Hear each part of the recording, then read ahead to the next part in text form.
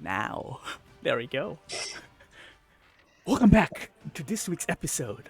I don't know. We don't have a title. This is the 98th session for this campaign, by the way. So 2 more, and we'll hit our centennial. Wow. We'll have to do something special. Oh, well, I guess the 100th episode will be the ball. So you're saying we should have one more after this where we're also still not going to the ball? Well, it is a week, so what I'll do is we can just look at the time. We have to quit. This is just so I can pace next week. Because last time you're like, yeah, we could skip forward an entire week and just go to the ball. And now you're like, no, we need to take our time. I mean, we can't today because Jeff's not here, right? That is true. Yeah. I actually asked Jeff to Act 6 so that we can stall. Now, Shob, does that count the interludes or just the main campaign? No, just the main campaign. So the interludes are not counted in this. Okay. So what happened after I left last time? Wow. What was the last thing you remember happening before you left? We had just gotten our tickets from the dude, I think. Oh, I'll let the team yes. talk about it. The only reason I remember is I just glanced at my notes and I saw angelic creature. So I think after we got the invitations, and Sarah, please do correct me if I'm wrong. I think after we got the invitations, we were heading back to the inn. Along the way, we heard a commotion where someone stole from a shop, and then the winged angelic creature landed, and we got to see them. And the Blue shared like an image as well, but they looked like they could kick our butt. But essentially, we saw them, and then we all got freaked out, and then we increased our pace to the end. It was worse than that because it was a little kobold. I didn't even steal anything. He just knocked over a pot, and the shopkeeper was like, "You have to pay me back." And the kobold's like, "I don't have any money." And that's all it took. He got taken away, and specifically, I think the angel landed, grabbed the kobold, and just disappeared into thin air. Didn't fly away, just disappeared. Also had a bunch of skulls all over their armor. It seemed sketchy as fuck. So justice is a strong word to be using for what's been going on, I feel like.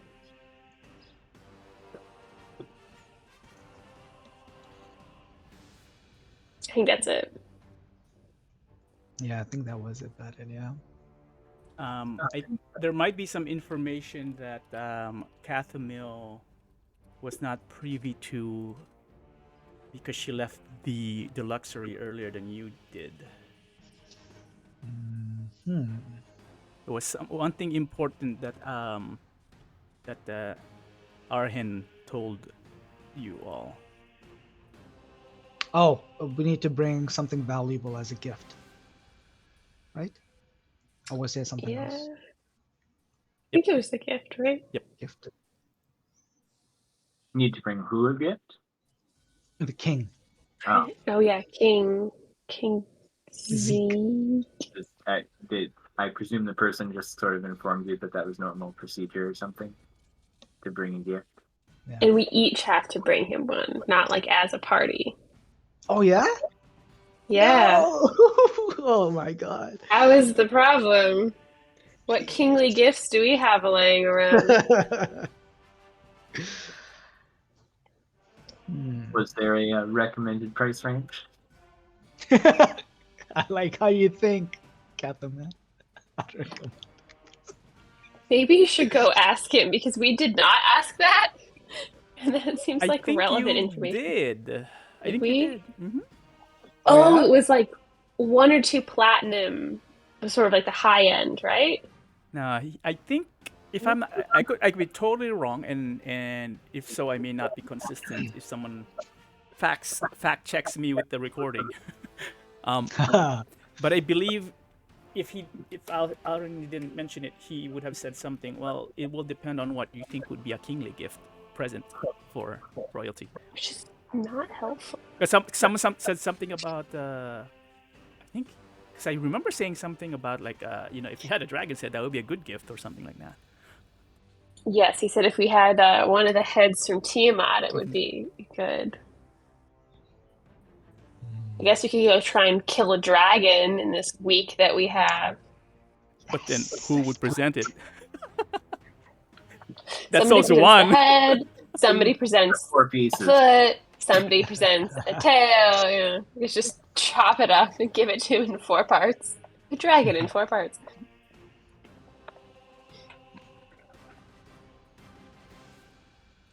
Or, I have the head of the dragon. I have the wings of the dragon. I have the tail of the dragon. I have the instructions on how to reassemble the skeleton for All right. I believe that is what happened after you left Catamil.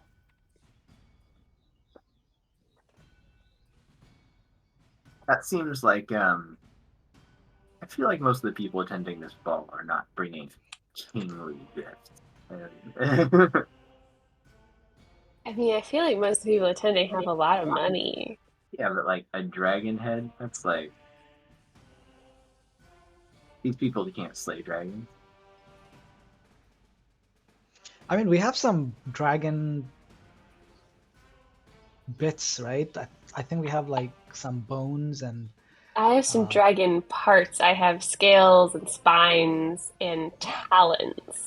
Am I I have frozen on blood. your screen, guys? yes, You are, yes. Yes. Alright. I have blood. I think this camera is like buggy. I mean, I was thinking like I would craft something.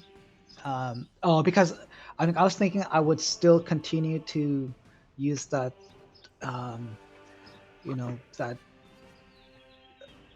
a cleric visiting from overseas to do like a, exchange student kind of thing, So I would be like, oh, this is what we do as gone the clerics, and I would craft like some sort of like mechanical, maybe like almost like a Jack in the Box kind of thing, something fun for the king, because he does sound like he's too full of himself. So maybe something, like a box where inside there'll be like a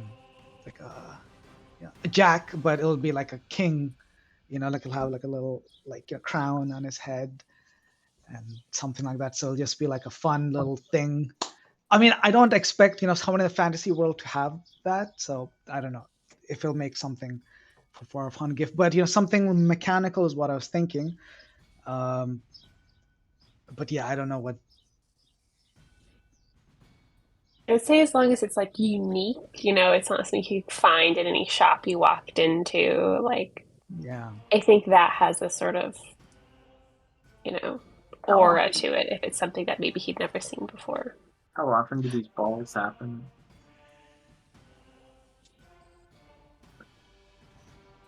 Kind of wondering, like, what the time period between balls is, because it might suggest how difficult to obtain these gifts might be, at least coming from the other patrons who, I don't know, maybe we shouldn't measure by them. Maybe we want to be better than the average person at the ball, so... Do you think we can ask that question to what's his name, like Arim, from because we have a week, right? So I'm assuming we could go back to him, ask him, hey, how often are these balls? What do you think the the price range should be? And these are our ideas. Do you think it would make for a good gift? Okay, you may do that if you wish to. So we'll make the general question then. What is the party doing the whole week?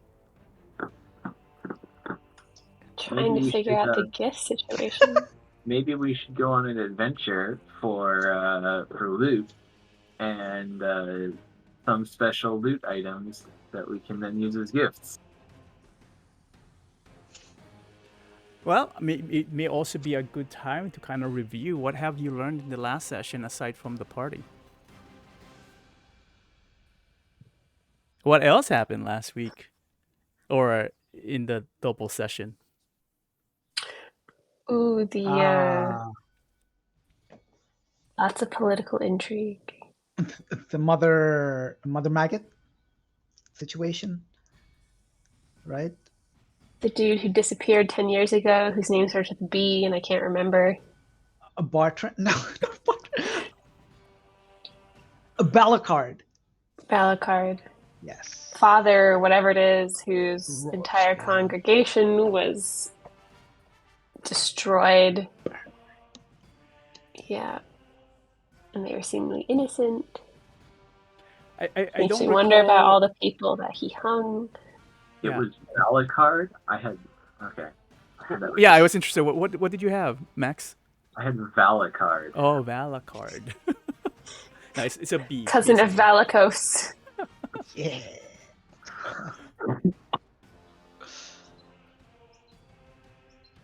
Well, I mean, did we want to chase that lead before the event? I feel like we discussed that and we said no. Was that I wanted to go first. Everyone else was like, let's go to the ball first. Because Sphere wants to hit things, not get dressed up. But yeah. I think the thought was a like 100-year-old lead, or not 100 years, like a decade or so old like lead versus something that's happening like now. And then I think there was also the risk of us getting into trouble following that lead, and that would make attending the ball almost impossible if we were to get True. into jail True. or prison or whatnot.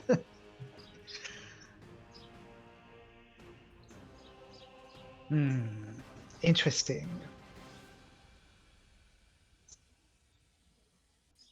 Oh, so what else is on the table?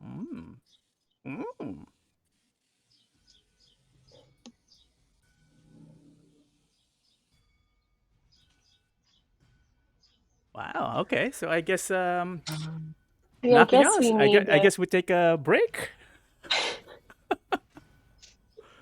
Oh, Oh, Max It's keeps like Max is having Hello, technical hello. issues. Hey, Max. hello. All right. I was trying to talk, and the sound was not.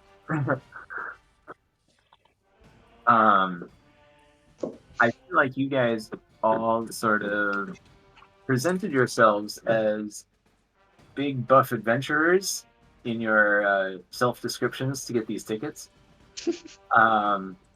And I don't know if that will have any impact on our introduction as we enter the ball, but it seems like if we want to bring kingly gifts that are unique, we should do something that is not something that is just bought, because that's what all the other rich people are going to bring. We should bring something that can only be acquired by being a big buff adventurer and getting it somewhere. Which means we have to go on a big buff adventure at some point in the next week. But all the mercenaries say there's too many mercenaries and not enough work. So it'd have to be a little bit outside of the kingdom, I feel like, if we were going to do that. A necklace made of the skulls of killed mercenaries.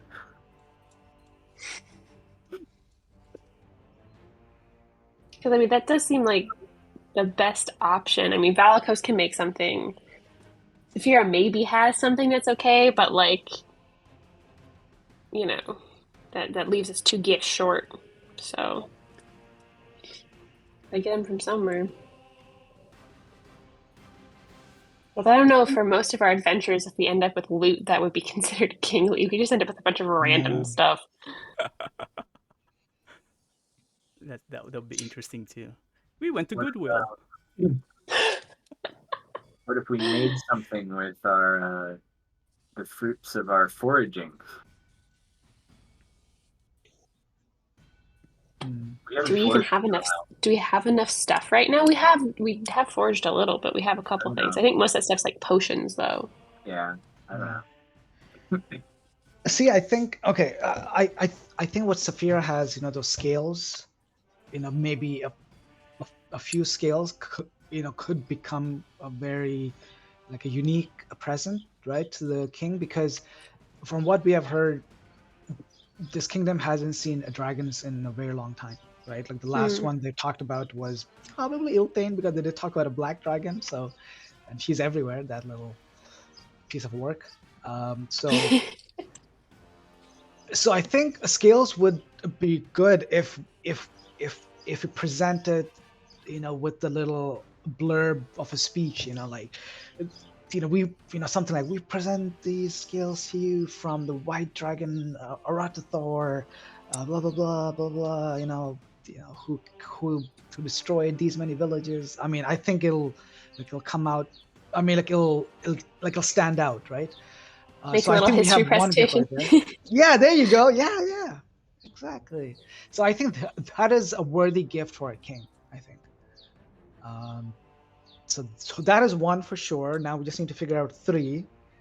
I could make something. I just need to come up with something ingenious, but something like mechanical. And Blue, from what I have seen walking around the city so far, and it seems like we spent like almost a full day just walking around. Did I see any signs of the type of like mechanical little constructs which I have done? Like, have I seen anything like that? Something like toys which are more like like a Jack in the Box, or are they like really um, um, sophisticated like construction Roll a perception. machinery? We'll do a retroactive perception check. All right, let's see. Perception check. Ba-ba-ba-bum. Perception. I would say that you actually have not seen any gear work or even mundane type of mechanical toys, items, utility stuff here. Okay, so that's it. So that'll be one. Yeah. So we have two right there. So, 2 down, 2 to go.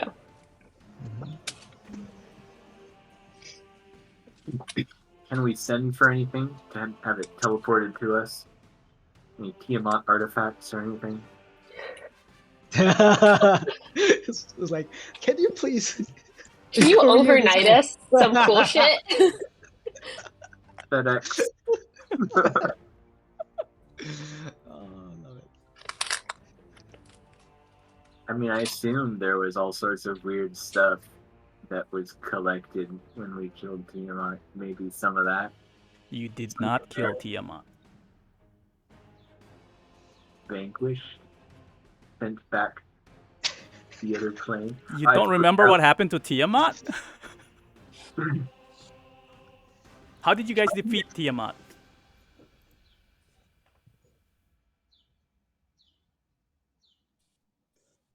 No one remembers how they defeated Tiamat. I would think that would have been something that would have... entrapped within the mythal. Like Jeff's awesome like description of the D20, all of those, concentric. I mean, that's what I remember. Like I remember Jeff going like, just like a D20, and it just closes in. And, yeah. I mean, Captain wasn't there. She doesn't really know. Yes. Oh no. Oh, Maxie. Okay. Hiding behind Captain Mill's ignorance.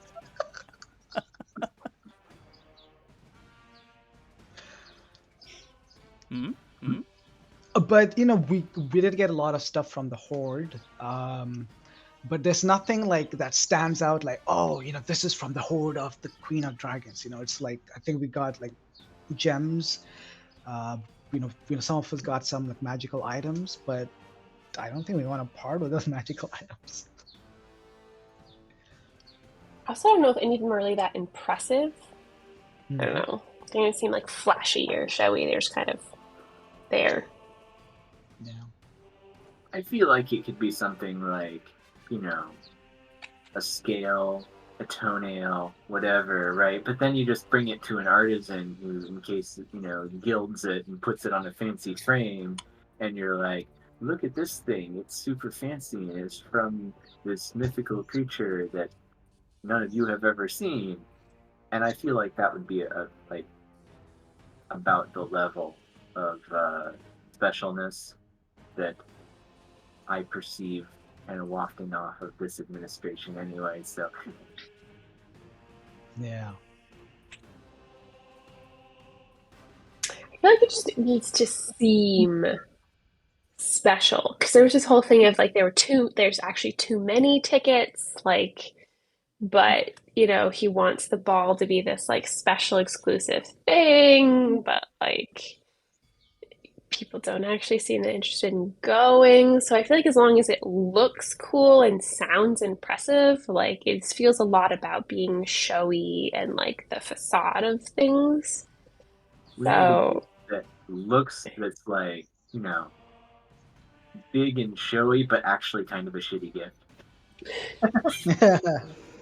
I think showy is a good start. What about a pet? What about like a beast or an animal or something? Like look at this rare creature that's been tamed for you, and it's like, oh yes, now you have to take care of it. Good luck.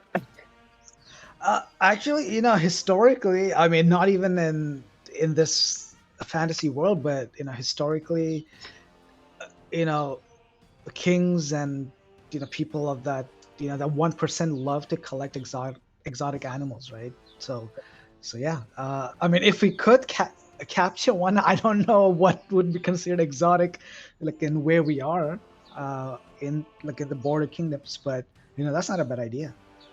But Probably then for nothing that that we is have to go currently out. where we are. We should have caught one back where we were in Baldur's Gate Right. and then brought it down here.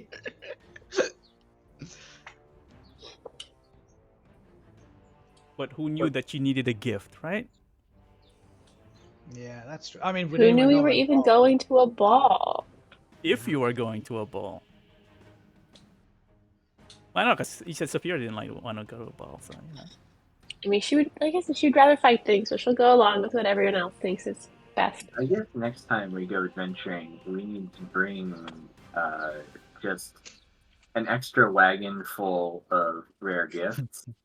We just need to, have some porters who follow us everywhere with the wagon. And Isn't that what a bag of holding is for? we just pile all the rare, valuable stuff in there, and whenever we need a gift for someone, we rummage through.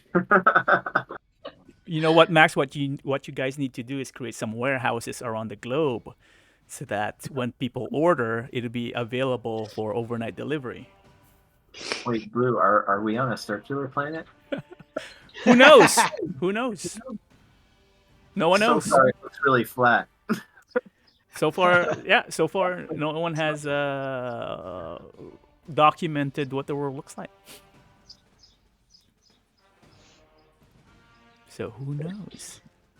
Maybe it's just like pocket of islands. Selena's it was a closed kingdom for a very long time, right? And Zeke has only just now opened it. That's correct. It's been only a So few months since it. I feel like there's more things would seem exotic than would to us because they've been just cut off from the world for Now, a while. a closed kingdom doesn't necessarily mean that there's no that they don't get out. They just don't let people in. Okay. I mean, did they get out that much? I mean, Bernhard Didn't- was out. Bernhard was that? Yeah, but he was like on the run. Prince Jarek was also out. The Raven's Eye Yeah, was out. 'cause he was Elamir. doing his own shit. Interesting. Yeah. They seem to be. Let's say you've spent a lot of months with Bernhard. He would have probably mentioned a bit of Selena in passing, because he did share a lot of stories about their folklore and myths and legends too, especially during that time with Mabel. um, they they the kingdom of Selena would go out in crusades as well. That's why they're paladins. Oh, okay. They are in the border kingdoms, and border kingdoms, what is in general, not in the kingdom of Selena alone, but it's called the border kingdoms because it is a very rough uh, the land area, the hands of power shifts pretty much all the time. Like basically, kingdoms, cities, towns, whatever, rise and fall very quickly within the border kingdoms. That's why it's called border kingdoms. Like the borders keep on shifting, with the exception of certain kingdoms, kind of like Selena was pretty strong and pretty established. But all the other tribes and whatnot are always in a state of territories keep expanding and shrinking depending on who's in power. It's almost like old South Africa, say, right? Nations keep changing names, leaders keep changing as well. So part of Selena, one of the reasons, aside from being old and more organized, would send out some of their paladins to make sure that their surrounding area are pretty safe. Not always by force, they are diplomatic as well, as far as Bernhard would say. So if there was, we could track down some sort of a teleport scroll or something that could take us back here. Valakos could teleport us back to our keep, where we could collect whatever we wanted if we had a way to teleport back. I don't know if we have that much stuff in our keep, though.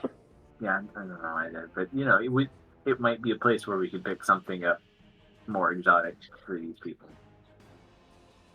Also, I feel like teleport scrolls are rare. I don't know if I'd want to be Yeah, it's maybe not something we're gonna find in a shop, but just a thought. Or if there's some people around with a teleportation circle we can borrow, I don't know.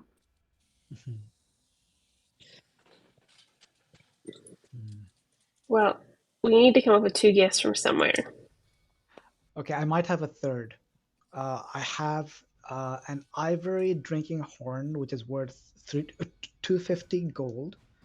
And we got it from the Horde of Aratathor. So it could be, if you present it like that from the Horde of the White Death, which was slain, blah, blah, blah, and I present to thee the ivory drinking horn. And so with that and the scales, and then the constructed mechanical gift, so that could be 3. That sounds about as good as anything else we've come up with. So we need 1 more. We could just go shopping.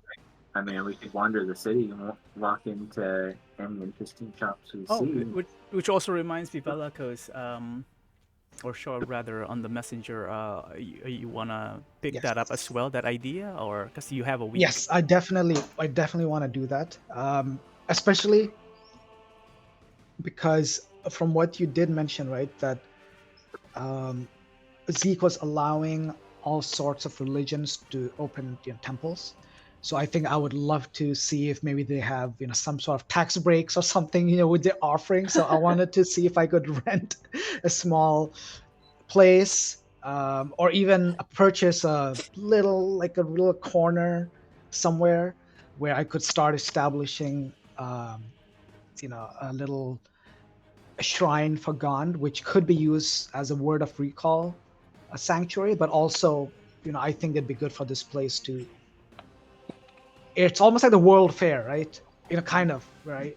So I kind of want to present Gone to all of them as well. So yeah, I think I want to invest however many days it would take. I think I want to do that. Okay. So just know that that would definitely, for a whole week, it's gonna take some time from Valakos to get established. Sure. Yeah. And you would definitely need some followers to make it into a sanctuary, or some you need to do a recruiting montage. Okay. Yeah. Recruiting montage. If you actually want to do that. If you wander around the city, you would know that all it takes is really pay the city fee to establish a location, be registered, have an explanation of your god, and pay the taxes. How much are the taxes? Like how they have a tax break or something? Come on, you know they're allowing us to open these temples. So. Oh yeah, you should be privileged to open up a temple within the city's walls of Selena. Nice. Cool. Yeah. No, I'll absolutely do that. However much it costs. Hopefully Yeah, not you much, would have to and dedicate the a few time. hours every day, yeah, to do that within the week. Sure. Okay. Okay. Good. And this way, I think for Sarah and Max, we'll have a word of recall here instead of back, outside of Waterdeep. So. Do you have both? It's only one place at a time. Yeah. Okay. Only so when I prepare the spell initially, I have to select a sanctuary. Right? Oh, okay. You want up to 5 willing creatures in 5 feet. You want when you to the spot. So appear in the nearest unoccupied space to the spot you designated when you prepared your sanctuary. Wait. You cast a spell without first preparing the effect.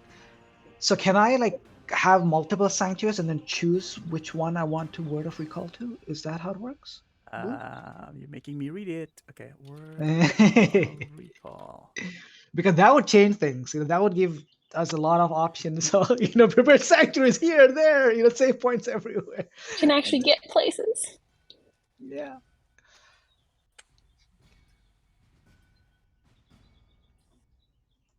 Let's designate a sanctuary. Casting Previously within designated a location.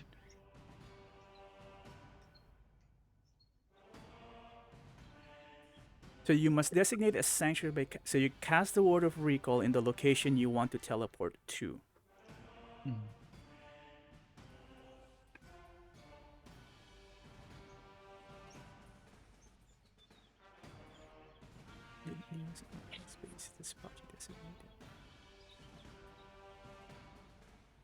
I think it's just single, right? Because the first paragraph says, "You and any creature that teleport with you appear in the nearest unoccupied space to the spot you designated when you prepared your sanctuary." So when you cast it's it originally, like a link. Yeah. Right? And then the second paragraph said, "You must designate a sanctuary by casting this spell within a location, such as a temple dedicated to or strongly linked to your deity." Okay. Yeah. Yeah. No. It read that. I mean, it almost read like that to me, almost like it's like a link, which you create between that sanctuary and you. Yeah. Okay. So it's just one. And that's fine. I think I would rather have it over here than all the way back home. How many sanctuaries can you have in Word of Recall? It can have only one sanctuary designated at a time. Gotcha. Because the spell provides no method of choosing between spells. Between sanctuaries, rather. So while you have multiple options, it's the last location that you casted sanctuary on, or dedicated as a sanctuary. All right. So what have we decided? You guys are talking about gifts, but I want to know activities. What's the plan? I think we should start browsing high-end stores in the city. We may have an idea while browsing, but we also might find something we can buy, I suppose.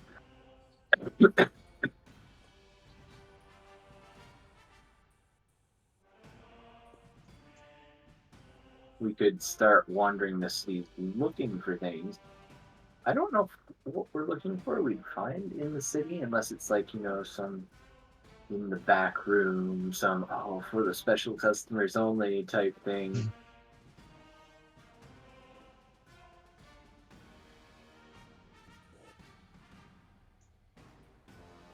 I feel like it's a little bit more in your sort of wheelhouse. I don't know. I feel like if someone could talk their way into a back room, it's chamomile. I don't know. Saphira's willing to help up, but she's not good at creating stuff or talking to people, so she'll go along with whatever. She wants to find this gift. And, when we get closer, she'll work on the sort of, grand speeches or whatever that we need for the dragony stuff. But Gabrielle does have relatively high charisma, but she doesn't have she does not have performance or persuasion or the typical talk your way into things abilities. I think some charisma is more than most of us have. Yeah. I just have a +1. What's a +1? Out of character. Why would you go out of character? What's an out of character? Can you be in of character? Actually, don't answer that question. Oh my god. All right then. Well, at least I know one question I want to ask, because I heard one at least very solid plan that someone committed to. One of the questions I'm gonna ask is how I want to hear, maybe abstractly or as detailed or as high level as you want, Valakos, how do you want to establish your sanctuary? And what help would you need? And this is going to be spread across the whole week, kind of like, what's your plan? How are you going to do recruiting? Are you going to ask help from your teammates, or are you just going to do it yourself? I think it depends on what the party is planning on doing.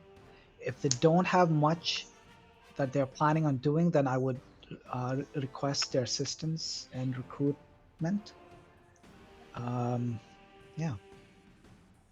And how? What are you doing? What are you going to instruct them to do if they are available? Are they available?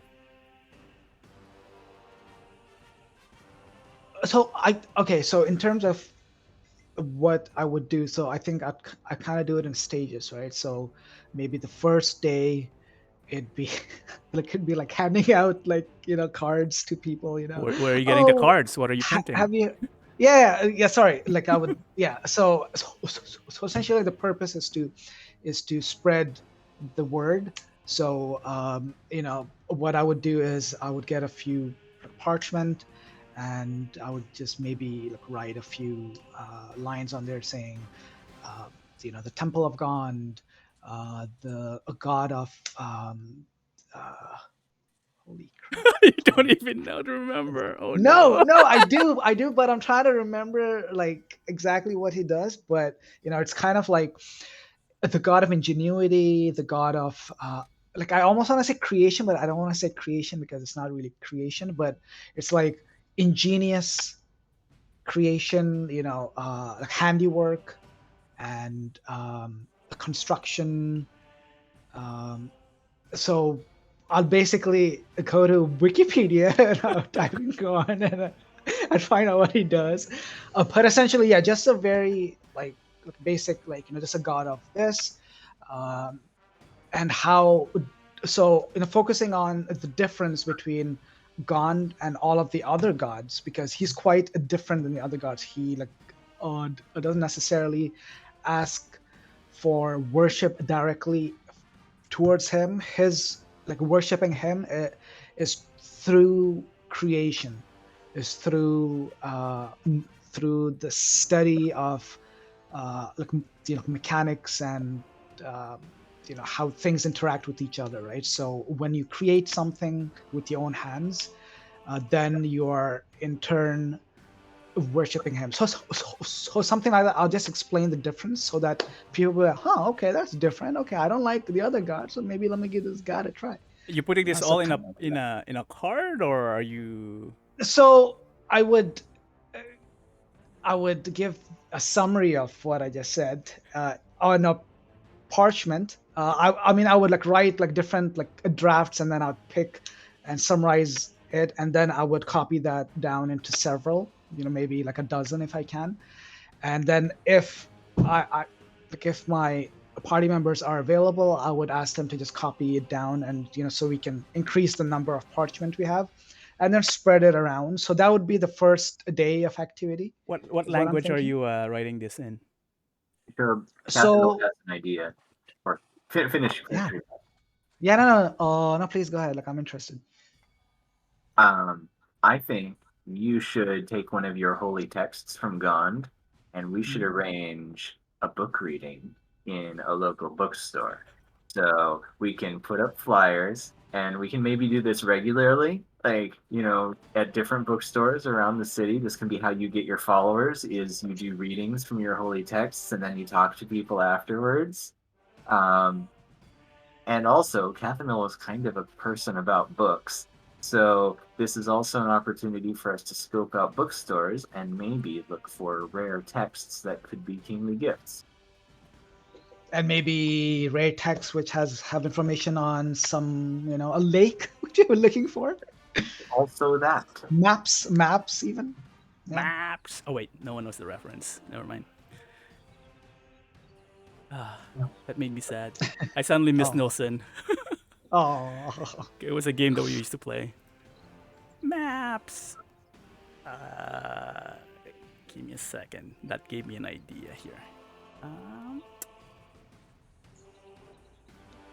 You need to make pamphlets and flyers that we can post to advertise your readings, and pamphlets so that people have something to take home and study the Word of God. So we also need to find printers. We need to find someone who runs a printing press.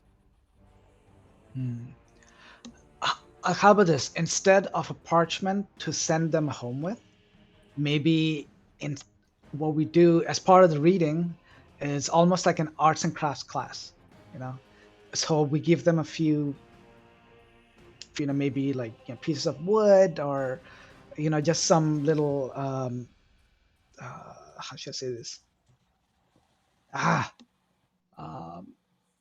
Just like crafting items, and then as I talk about a Gond, I just have them follow me as I construct a very simple, maybe like almost like like a simple like a pulley and gear system, and then when they're done, they can take it home. They just crafted something, and they not only learn something, but through that they worshipped Gon, so they will understand what Gon worship really is, and it's fun.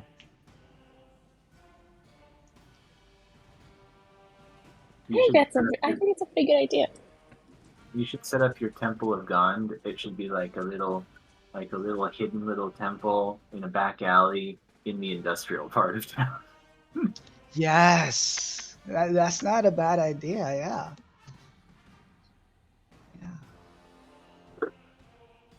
I mean, I don't know if he'll let us open a temple in the industrial part, but If you ask that question, unfortunately not. The religion circle is where the religion building should be placed. Anything outside that will be at your own risk. okay. The angels come down and they take your temple. Yes, they take the temple. Oh my God. They just fly away with it. Oh, by the way, just in case, since Max wasn't here, the blessed angel looked like where did I save it?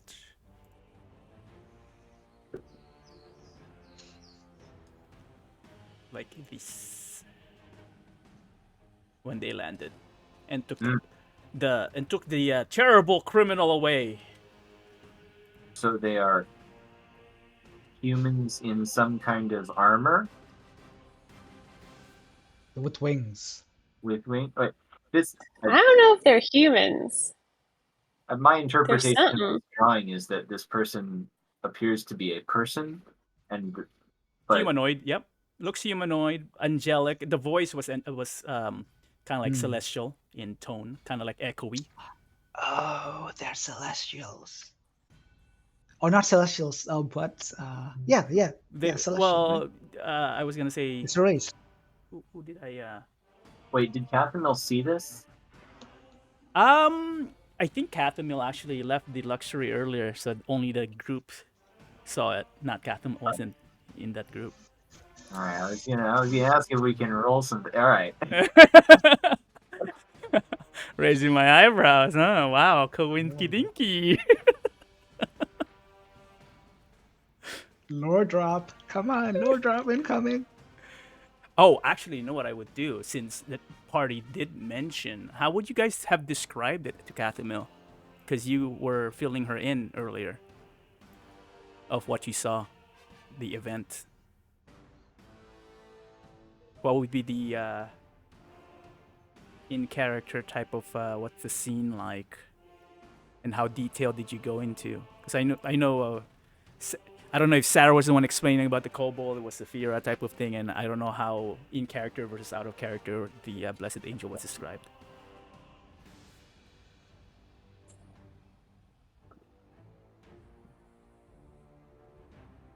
And who would be describing it? Is it the whole party? Is it like all three of you just kind of like blabbing to Cathemil with excitement, or Probably what's Eric, right? That's what I'm getting. Yeah, I think so, right? I think that's how we were, because we were a little like taken aback by that. With the skull motifs all going, and I mean, from what we have read, angels are not supposed to be so decorated in skulls. So that was all strange. So yeah, I think we'd all, or at least Valakos would be like, oh, wings, they look humanoid, but skulls everywhere. So yeah, going into quite the detail, I think.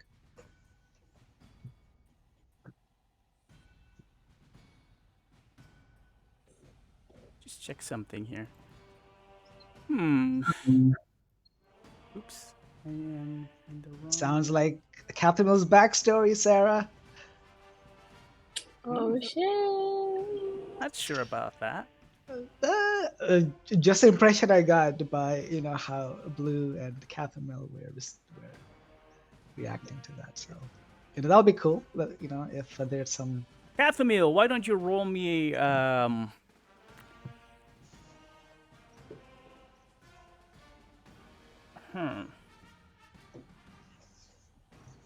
nature with disadvantage. All right.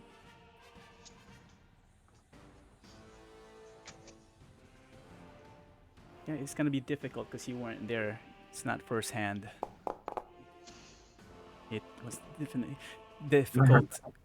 From the descriptions that the party has shared with you, it aside from the skull motif, this definitely sounds. They're definitely describing what looks like an angel, although kind of like an edgy type, a gothic type of angel, kind of like maybe it's a high school type, angel, and they're just like they're still in that phase, the rebellious phase, because skull motif. I mean, it's just the armor that they're wearing. Obviously, it is disconcerting, but maybe that's how angels in the city of light, like wear, and maybe that's their uniform for all you know, right?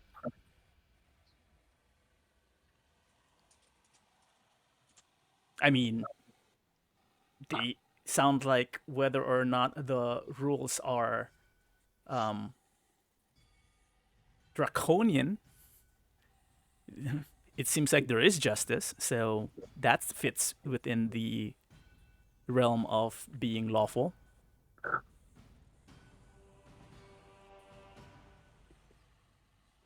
So it does give you pause that there are what sounds like celestials or even angels, otherworldly beings working for Selena.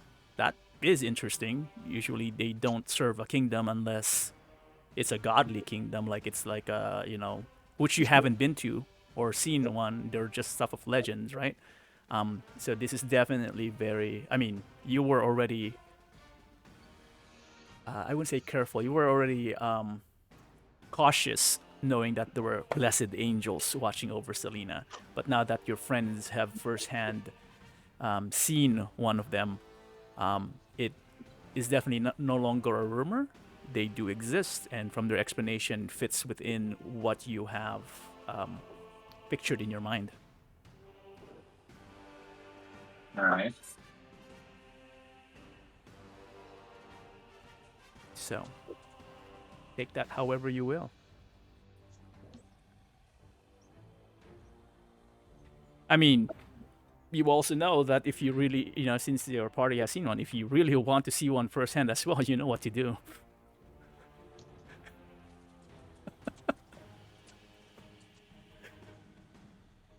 Question is, will it be worth it? Just roll for initiative. Yes. We should definitely be rolling for initiative. Okay, so there's one activity going on throughout the week. A few hours is spent, a few nights are spent, a few hours of the night is spent, or of the day is spent writing down the texts that Valakos will want to write down, creating a plan for if you're going through with the show and tell or the build a bear, So build a bear. Build a bear. build a bear program. um, one day, half of the day, Valakos you would be spending just doing all the bureaucratic red tape of registering your location. There is a small space. I'm not quite sure how big you're thinking. No, really small, like maybe. Maybe like a studio. Yeah. Yeah, a studio apartment type of thing size. A small studio, so one big room, right? One large room, one studio apartment sized room, which would cost you maybe like 1 gold a week. Not bad. Yeah, because basically it's just a location at this point. Registration costs you 10 silvers. Like 400 square feet of commercial retail space. Yeah, sure. Yeah. I don't think the size matters at this right now as much. It is bare boned. It is just an empty stone room in one of the small. It's almost like they would lead you into one area. Do you have a preference in where in the religious district you want it? Like in the front end, in the older part, in the more trendy area? Do you have a preference, or we just do a random? Random is fine. Yeah. Okay, so they would lead you to like a building where actually there are other smaller religions from all over. Some you haven't heard of that it's almost like, again, apartment rental, but you go into a hallway and there's certain rooms that you can just go in, and they have some of them have elaborate decorations outside their door. Some have very simple. Some have removed the door altogether, and it's just open space. And what's interesting is from where you're at, if you leave the door open from your rental or your lease, rather, you would hear the chanting from the other rooms. So it's kind of like.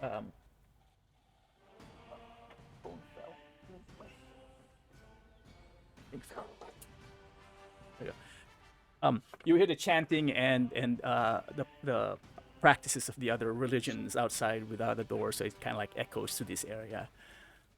There's a single window into your place. Do you care if it's the first floor, second floor? It's a 2-floor building. Yeah, first floor. First floor. Okay, so there is a window going outside. We can see the street. And again, yeah, pretty much bare bone. It's unfurnished, except for for a mat. Oh man, okay. I would try and spend some gold if I can, or some gold to get maybe 2 or 3 workbenches, and put it, somewhere like in there, like almost like like a classroom, like maybe 4 like benches facing towards the front, and then the front there'd be almost like a little like a teacher's like a table. And then to one corner I would leave it open with maybe like a circular or like a rug, on top of which I would have, or like around the rug, like rather I'd have those candles, similar to how I have it in like in our keep, like a circular, like a candle lit, almost like a shrine where people can go sit in the middle and read, in a very like to make it a very spiritual like an experience with like a gear like in the corner like between like the two walls, so there'll be a gear like attached into the corner so that when What you're is the reading gear you made have out of? a gear would be made out of simple maybe I'll try and see if I can find some scrap like metal, and then I'll just What tools are you going to maybe be using? or maybe I can have so I'll see if I can have one of the local blacksmiths like cut it into a in a shape of a gear, and that's what I'll use to embed in a corner, and that shrine would be like right in front of it. That will probably take you about a couple of days then, looking for the blacksmith, showing them the design, getting a very fast order in. Blacksmiths actually aren't as busy here in Selena, only because they just came out of, you know, a coup. There are no orders for weapons right now. So they're just doing mundane tasks, pots, pottery, whatever. So they welcome that. That costs you another like 20 silvers for the Okay. metal and the labor. All right, and where the window is, right? Yeah. Like I want to see if I can find like a piece of glass in one of these stores, which I come across, and I'll cut it, or I'll get someone like maybe a blacksmith or someone to cut it, or like if I can with my tinker's tools to cut it into like a prism, and just place it like like almost like hang it, so that the prism is smack in the middle of the window, so that when the sun shines, it splits the light into like a rainbow, like a pattern. So the closest glass in the religious area would be, again, I think I mentioned it last week. Glass is not usual here in the Kingdom of Selena. The closest Okay. one All was right. the church, the blessed, I forgot the name of it. The Blessed Blessed Devotion. Deliverance. The Deliverance, yes, devotion, deliverance. Although you did see the other building that you did see a lot of glass was the luxury, and they have crystal figurines there as well. Okay. So you know that glass here and crystals are expensive. Mental note for kingly gifts. Ooh, someone Nice. read between the lines. So yeah, maybe I would buy like a crystal, like if I can, like I mean, like nothing too big, but enough to like split the light into the like a rainbow spectrum, so that as soon as someone enters it, people are like, ooh, You have Wait. you have diamonds in your pack, right? I do, but I'm not gonna use diamonds for this. No, Like because like we should yeah. find someone who can do glass forming and grinding to create this prismatic thing, and we make two of them. We make one for your temple, and then we make one as a gift, and we present it. It's like this is an exact Ooh. replica of the crystal in the Temple of God. Yeah. All right. Yeah. No, I mean, like I like it. Yeah. Just don't. Glass is expensive here. I keep saying that. Just. Yeah. I mean, I know Glass you guys are rich, but I just want to make sure that you heard me. Well, how expensive is it? Well, it's one thing about buying glass. The other, if you can find it, or if you can find someone selling it wholesale. The other thing is the labor to actually blow glass. Handling glass is also expensive because most of them are uninsured. Yeah, probably if glass is very expensive, there might not be a lot of good artisans. But Yep. yeah. And those who are good are actually retained by nobles and whatnot, so they come at a price. So Okay. let's see. Is there somewhere we can get to in like 3 days? 3 days there, 3 days back. I mean, it sounds like they're here. They're just expensive. Yeah, they're just like how much? Yeah, exactly. I mean, if it's why don't you whoever is doing this and maybe assisting, if someone's assisting, then I would just want to hear how it assists. But it would be someone doing an investigation, someone doing a persuasion, and someone doing shoot, what was the other one I was thinking of?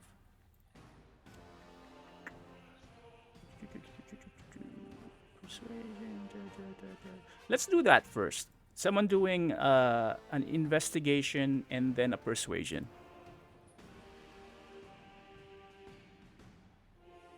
For me, both are the same, so I can go with either. Whoever has the higher of the other two. You want me to do a persuasion check? Sure. Yeah. So someone I'll has to do investigation. investigation first. All right, I'll do investigation. You got it. Okay. Oh wait, are you good at it, Safira? I'm pretty good at it. Yeah. All right, I'll leave that to you. Safira will have Okay. Safira would have an advantage because of your urban city. Right. Oh, I finally get to use it for something. That's so exciting. Ooh. Safira, you would Oh. find actually 3 different candidates that were as you're searching. Actually, hold that. Remind me of something else, but just remind me what were you talking about. But while you're researching, this would take you maybe half a day, half a day out the week, trying to ask around and using your knowledge about where artisans would probably be in a city like Salina. You found about 3 different candidates, 3 different recommended locations.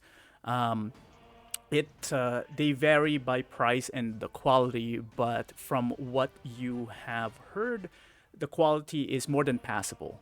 They are definitely above average, and the price are kind of close to each other regardless. But you have 3 leads, Okay.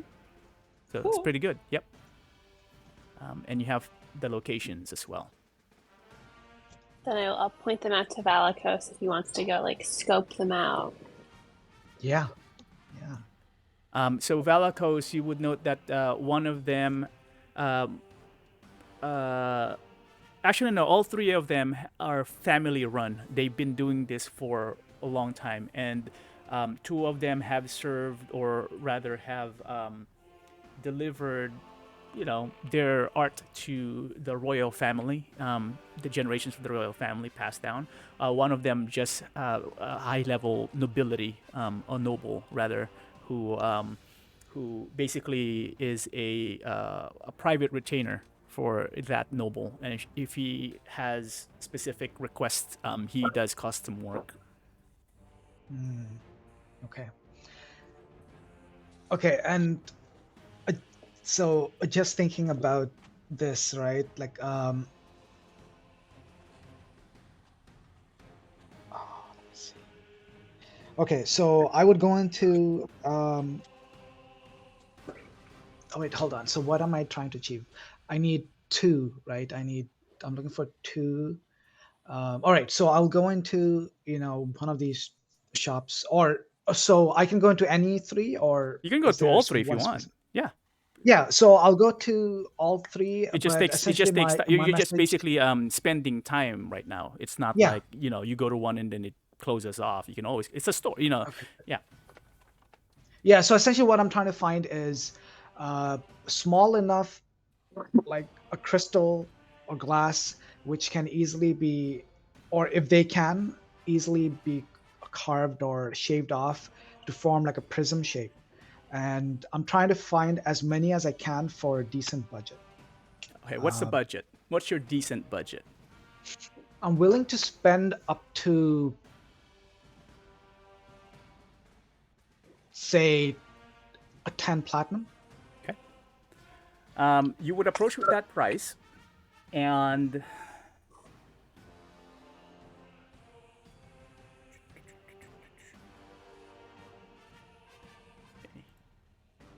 hold on. Let me just do a test.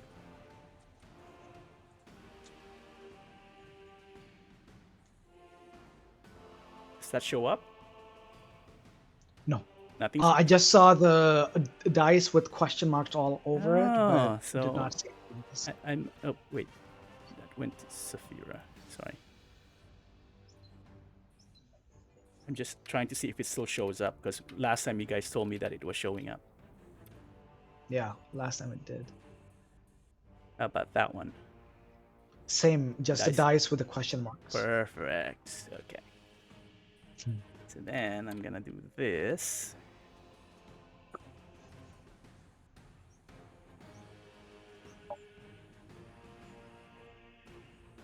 Okay. Sorry, what was the last thing that you can say? You were looking for 10 platinum worth of work, as much Up prisms. to, Up yeah. to, yeah. Up to essentially I just need to find 2 like small enough size, like which could fit in a palm. Oh, to fit in the palm. Okay, so Yeah.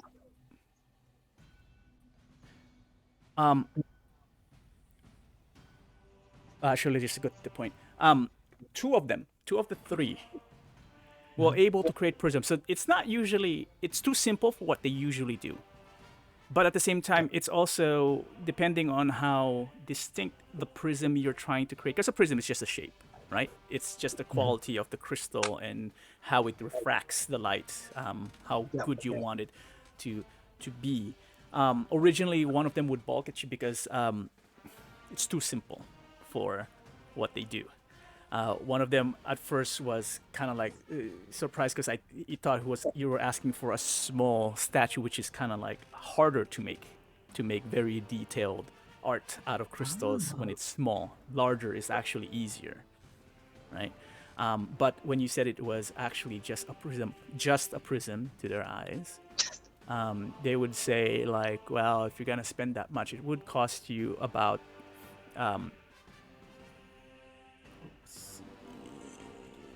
hold on, I'm just gonna compare to this item. Oh, okay, not too bad. To 25 gold, and then one gave you 15 gold as a estimate. Okay. Yeah. And all they're doing is just cutting it into a prism. That's about it, right? For that price. Cutting it into a prism, yeah. And Okay. Did you just want the prism itself? Because I thought you said something like hanging or something like that. Yeah. That they, I think I can because find.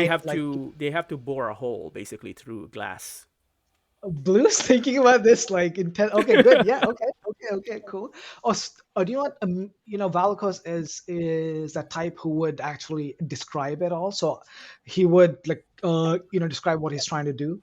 So yeah, like if they would put in the board hole with with maybe like a wire or whatever needs to like suspend it, then yeah, I would Okay. go with that. Are you talking to these individuals individually, by the way, or is the party with you?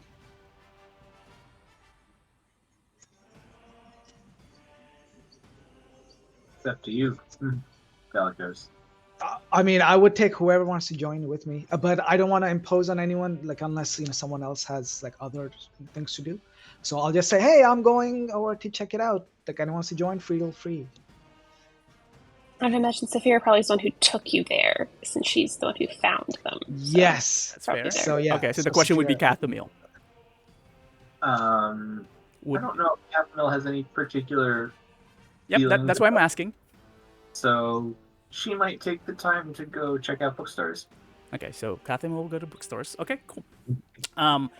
So Valakos and Saphira, you would do so. Why don't Saphira and Valakos? Because while cutting a prism, isn't that difficult. It still takes some time because the artisan is very particular with the quality. They definitely wants to show their ability and not just give you a low quality product. You are a patron after all. So while he's working, he is an older gentleman, bald, wrinkly skin, wearing robes in his little workshop where he invites you to wait, because it does take, it'll probably take up to an hour or so. But he, Am I seeing him work? sure, yes, you are seeing. Okay, him like if I'm seeing him work, and if it looks like like he's trying to add his ingenuity to it, then I think Valakos would be inspired to be like, oh, if you're doing that, how about we do this and that? So I think I would want to see if I could use his inspiration to make that crafting of the prism turn into something else. And I'm just having this idea as me as a player. Like, I think what I'm thinking is that would inspire him to maybe come up with the prism for the king, right? It, from what he's hearing, a prism sounds too simple. For a Valakos, it's all about the projection of that refraction of the light. So to make it seem grander, he would try and see or talk to that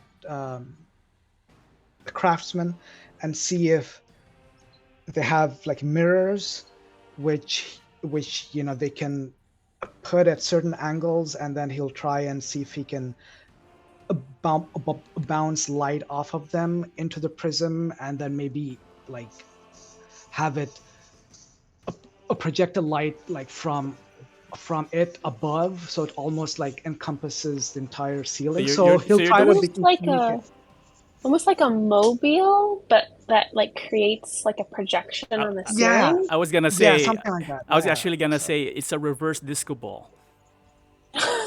Like in a way, yeah. But what Sarah was saying about the mobile, it's like it's almost like like a light being like reflected, so that it looks like zoom, zoom, zoom, zoom. It's like light against the mirrors, and then into the prism, which is facing upwards, so that the light refracts up into the ceiling. Okay. Okay, I got you. And that's good. This is actually where you would actually, either of you, roll the persuasion. Unfortunately, Kathamiel is not with you. Which is why I asked. Because you are giving him... Because, Valakos, I'm just going to tell you the risk. And, you are seeing him do his work. And you are giving him advice. And it is for a simple prism. So it's a matter of how he takes this advice. So I would roll some persuasions here. You're trying to be diplomatic as well, because you're trying to tread between an artisan's pride of like he knows what he's doing, and you're giving him instructions of something doing other. The other direction is that he'll like your idea and love it and take it into account, and we'll see, right? Yeah. Okay. No, absolutely. Yeah. So I'll decide. Okay. So it's between. So either I can go or Saphira can go. Look, is that how you're opening it up? Well, now I think it would technically be you because it was your idea.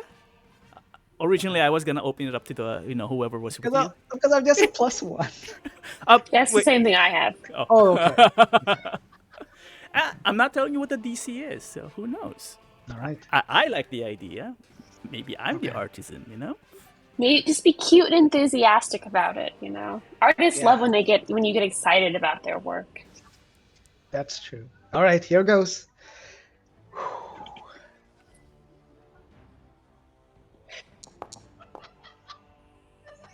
Okay. So the artisan, being a regular person, seems very inspired with your words, Valakos, and the ideas that you have imparted are things that he probably has not thought about only because prisms are too simple. And yet, these ideas that you have presented made the simple thing something amazing. From a small idea that he would have passed because he's more used to creating elaborate designs. Never did he thought that adding a small, or changing how the mirrors reflect, gather the light, and focus them in a specific way can create such and never pointed upwards too. Usually they look at it face value, right? Face level. So these ideas definitely resonated with this artisan that he actually gave you a discount of just 5 gold. With the idea that if anyone asked, it was his idea and he patents it. Absolutely. And Absolutely. I'm down to that. You're getting a second one for the gift then too, right? Yep. And no, that's the one for the gift. Yeah, And Valakos, He asks you, "What would you call this design?"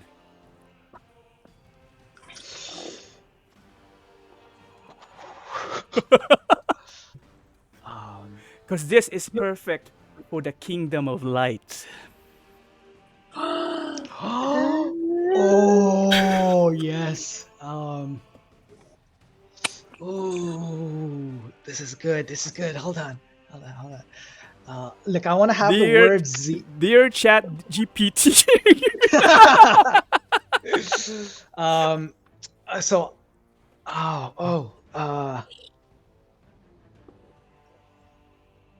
Zeke's luminescence.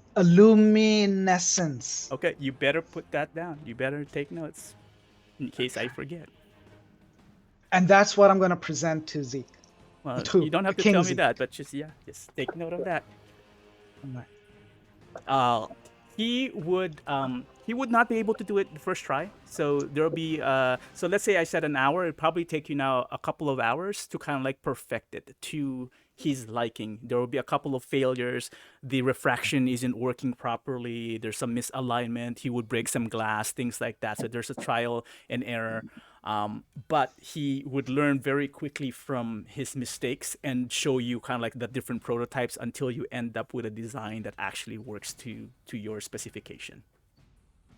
Perfect. And I'm assuming it's just like a small, maybe like a foot by foot, like a board kind of where there are like mirrors and then the prism in the middle, kind of, right? Yeah. Okay. Yeah. Yeah. Exactly. Perfect. And that's just one prototype, right? Mm-hmm. The final prototype. It's not two, right? It's It's just a one. Yeah. So he said that it'll take again maybe an hour and a half for another one if you wish to. And he already has some ideas of like what else he can add there. He can sure. I will I'll put in another 5 yeah. gold for that. He can put in like some certain designs of like almost creating a kaleidoscope type of thing by adding some encrusted gems, sprinkling it on the mirror itself, and so he, and the different colors would allow it to do that, and then maybe even have an area in the center to put a candle or a light source that then forces the light through it and things like that. So his imagination is already like going through the roof, and this is why he's one of the most recommended artisans that was named.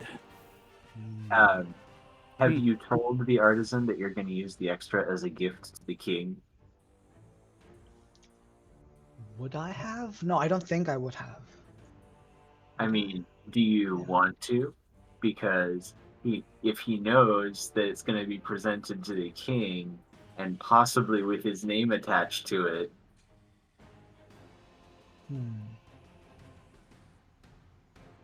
No, I think Valakos is probably would not.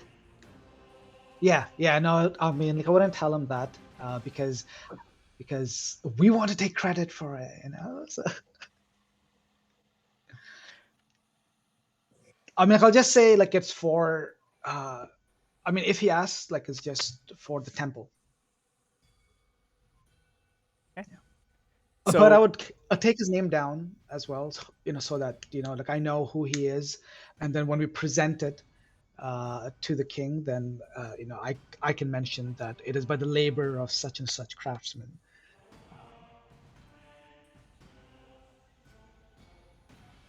His name is Hilakuri.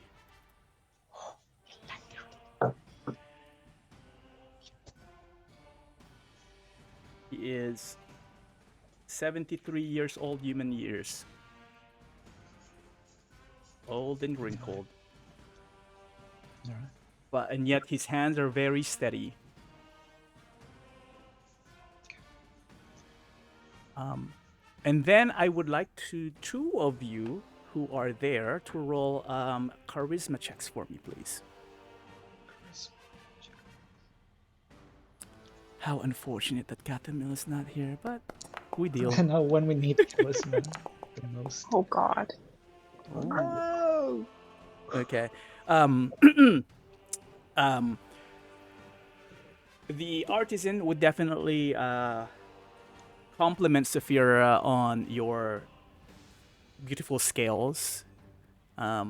It shines when they're clean. But definitely more interested in Valakos as far as conversation-wise. Valakos, you with the idea that you have imparted, he would he would he would say something to the thing as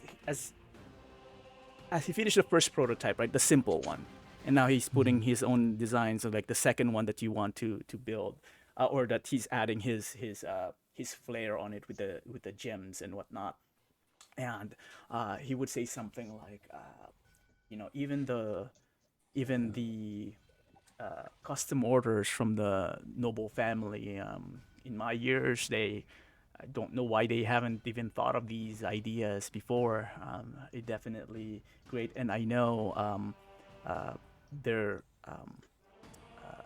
I know that the Holy Shield and Lady um, Aramis were collectors of crystals themselves prior.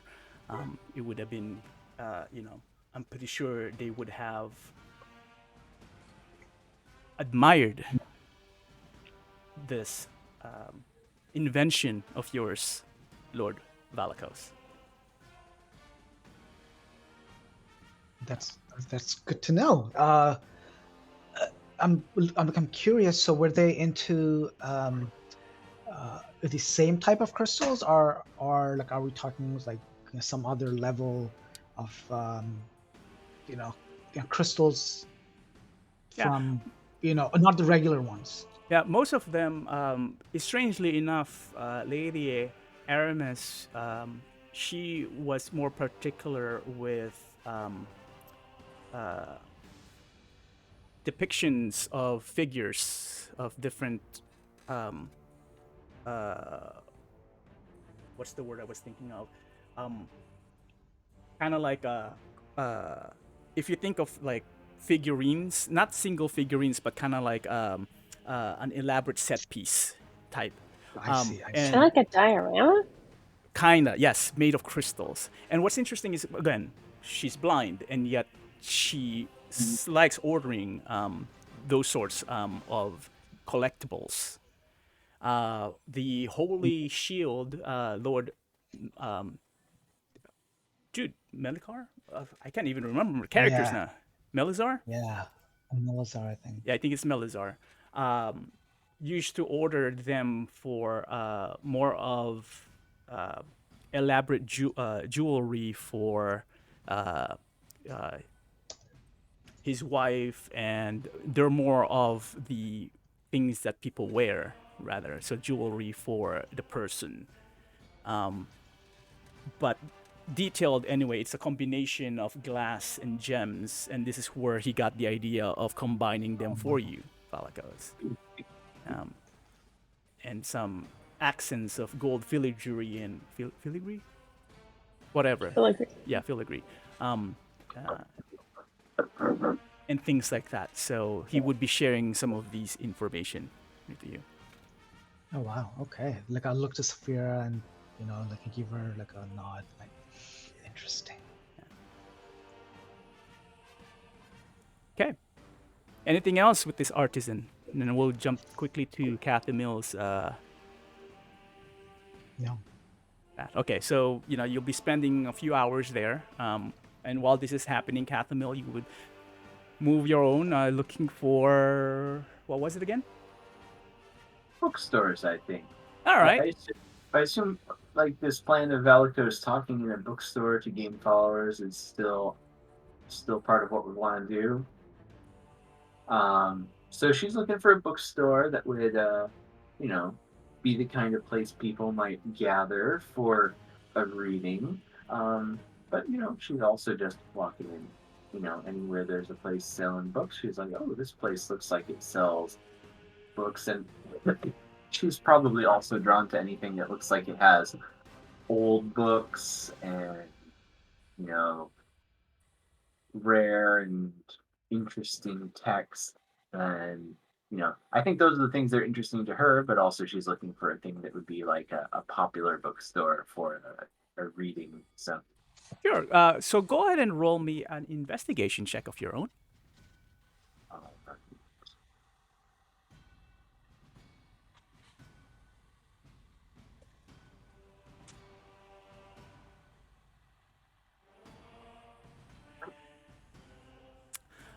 So with that role, I would say that there are certain stalls that are selling parchments and scrolls. And when I say scrolls, not non-magical scrolls. They're just like collections of notes, travelers' notes. And wait, someone's echoing.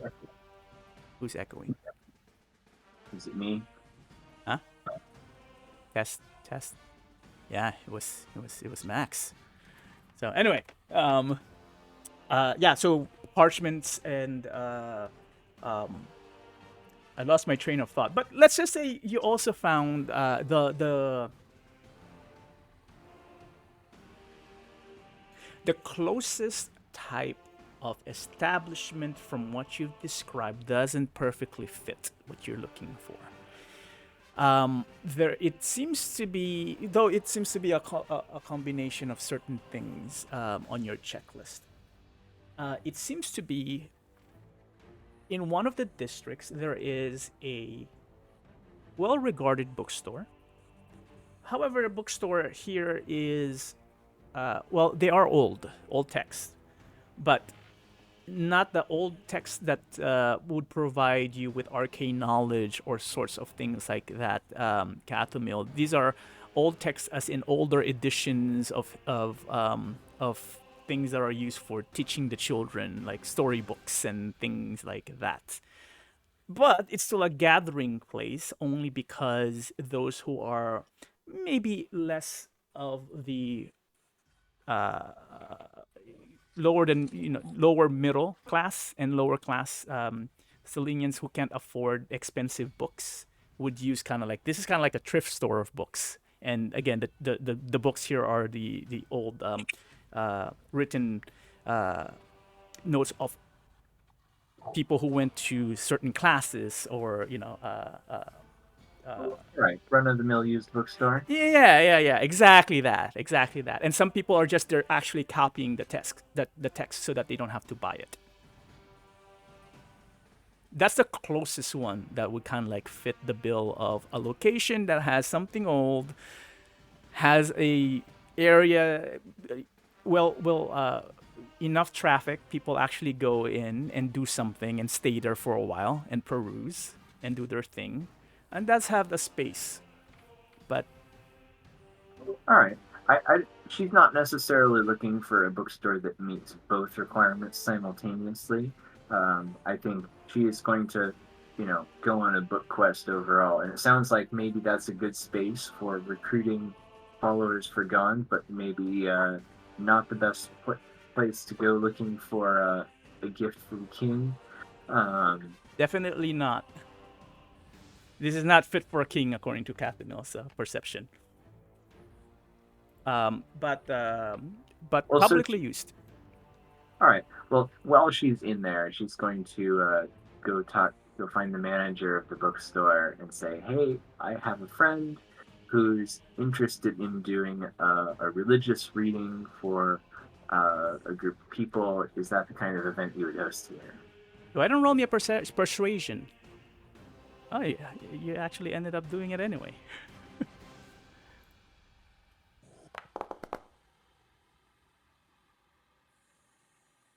Well, what type of religion is this? They are followers of Gond, and I don't know if you're familiar with Gond. It's apparently a new religion in this city, but he is a devotee of this religion, and he's new here and establishing a new temple and looking to expose people to these new ideas. Will I get paid? We can rent the space if we need to. Oh yeah, you need to. You need to. And exactly what they worship. I don't want to get in trouble, if you know what I mean. Spreading. This is the kingdom of Selena, and not in the religious center. So, exactly what message will be shared? The followers of Gond are, well, I will first say that my friend might be better to answer this question than I. But the followers of Gand are very devoted to ideas of innovation and creation. They like the creation of new objects and ideas. Sounds Okay. like a interesting fellow. What would you need from me other than the space? Probably, some chairs arranged around a point for him to read and talk about the religion. So probably some open space, a group of chairs, enough to sort of fill up the space, I think. You think it'll bring business? I hope so. I mean, we plan to get as many people as we can. They'd be in your store. I mean, what they do after he's done talking is up to them, of course. But if they're in the store, they're in the store. Can we tell them that if they stay and listen, that they have to buy at least one parchment? I don't know if we can force them to buy parchments, but maybe Nah, make it a requirement. Or how about you buy 20 parchments in addition to the fee?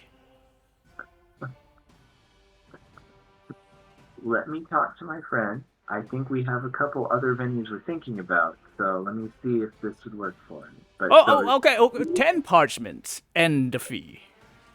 The fee and 10 parchments. All right, I'll let him know, and we'll see if this works for him. Oh, you said it's Gond, yes? God. Not an evil god, is he? No. He's a god of invention and creation. He wants to create useful things to help people. Yeah, when you create things, it doesn't always have to be useful or benevolent. I've seen things. It's all written in the parchments behind you. I think the followers of Gond are specifically focused on the useful and benevolent inventions. Are you a follower of Gond, lady? I am not personally a follower of Gond. And yet you speak fondly of this god that you do not follow. I speak fondly of my friend, who I know to be a devout individual. Either a fool or a follower of a fool. We shall see. Bring your friend here. We'll talk business. And I charge the space. Actually, how long will it take? I imagine the reading would be about an hour. An hour. All right. Bring your friend over. We can discuss this over when he's available. And I'll ask I'll ask around about this god of yours, of your friends. All right. We'll see you soon. By any chance, does as you're walking away, Cathamil, he by any chance does this god invent medicine? I haven't heard of Gond inventing medicines, but Would you mind asking? okay. I think, all right, I will ask. Thank you. All right. All right. Cathamil would presumably relay this back to Valakos when they meet up. Now, unless you guys are doing anything else, we can just go on ahead and just say around past afternoon, maybe you guys all schedule something, meet here for a late lunch or whatnot. Wherever that is, it could be back in your inn or a specific location. Any preference? Did Cathamil see any printing shops along the way? No. Printing isn't really. Yeah. No printing. No printing press or anything like that. There's no newspapers around here. Books are still People copied have to by hand. There are no. You'll have to hand copy things Yeah, if you want to. That's why Candlekeep has a lot of scribers. They rewrite books. Yeah. Interestingly enough, though, in the official manual, Baldur's Gate has the only printing press. Yeah, like I was gonna say. Yeah. I don't think And I think it is in the Temple of Gond, right? Correct. It was created in the Temple of Gond. Yeah. and they control it. They control it because some people think it's like like a devilry Yep. or something, right? Exactly. So, Yeah. yeah. So And then it's even like black powder as well was black powder. controlled. Yep. And then Mhm. like yeah, Yeah. shady, So shady. it's not spread out in the world. Okay. Okay. So the answer is no, Cathamil. Uh, You probably Cathamil actually probably would not know about maybe printing Casimil doesn't presses. even know printing presses are a thing. Okay. Yeah, exactly. Yeah. Say, I have an idea what I look. Well, never mind. Okay, so would you guys want to meet somewhere specific or just meet up in a location? I think like a temple is where The we would temple. all regroup at. Oh, your temple. Yeah, Your new temple. The new fix temple of God. the fixer upper place. Yeah, like Yeah, the what you're second temple redesigning. of Yeah. God. Okay, so let's say you all meet back Exactly. in the. Okay, so you are in the religious district. Okay, and you get to share all the information that you have so far. Valakos, you would be carrying the two prisms, or what do you Zeke's luminescence, whatever you want to call it. Six luminescence. They are Zeke in a luminescence crate prototype. Yeah. for you, so it's in a safety crate so that they don't break. Yeah. And the one with the jewels and all, which is the the second up The item. So elaborate one, the that one, special one. Yeah. yeah, exactly. So that one I will leave in a crate for being the present to Prince Zeke. And the other one I will install right in front of the mirror so that whenever the sun's light comes in, it'll create that effect. Okay. And coincidentally, all this is is working with the light. And then, like you did mention, this is the kingdom of light. So I think coincidentally, like it worked out that way.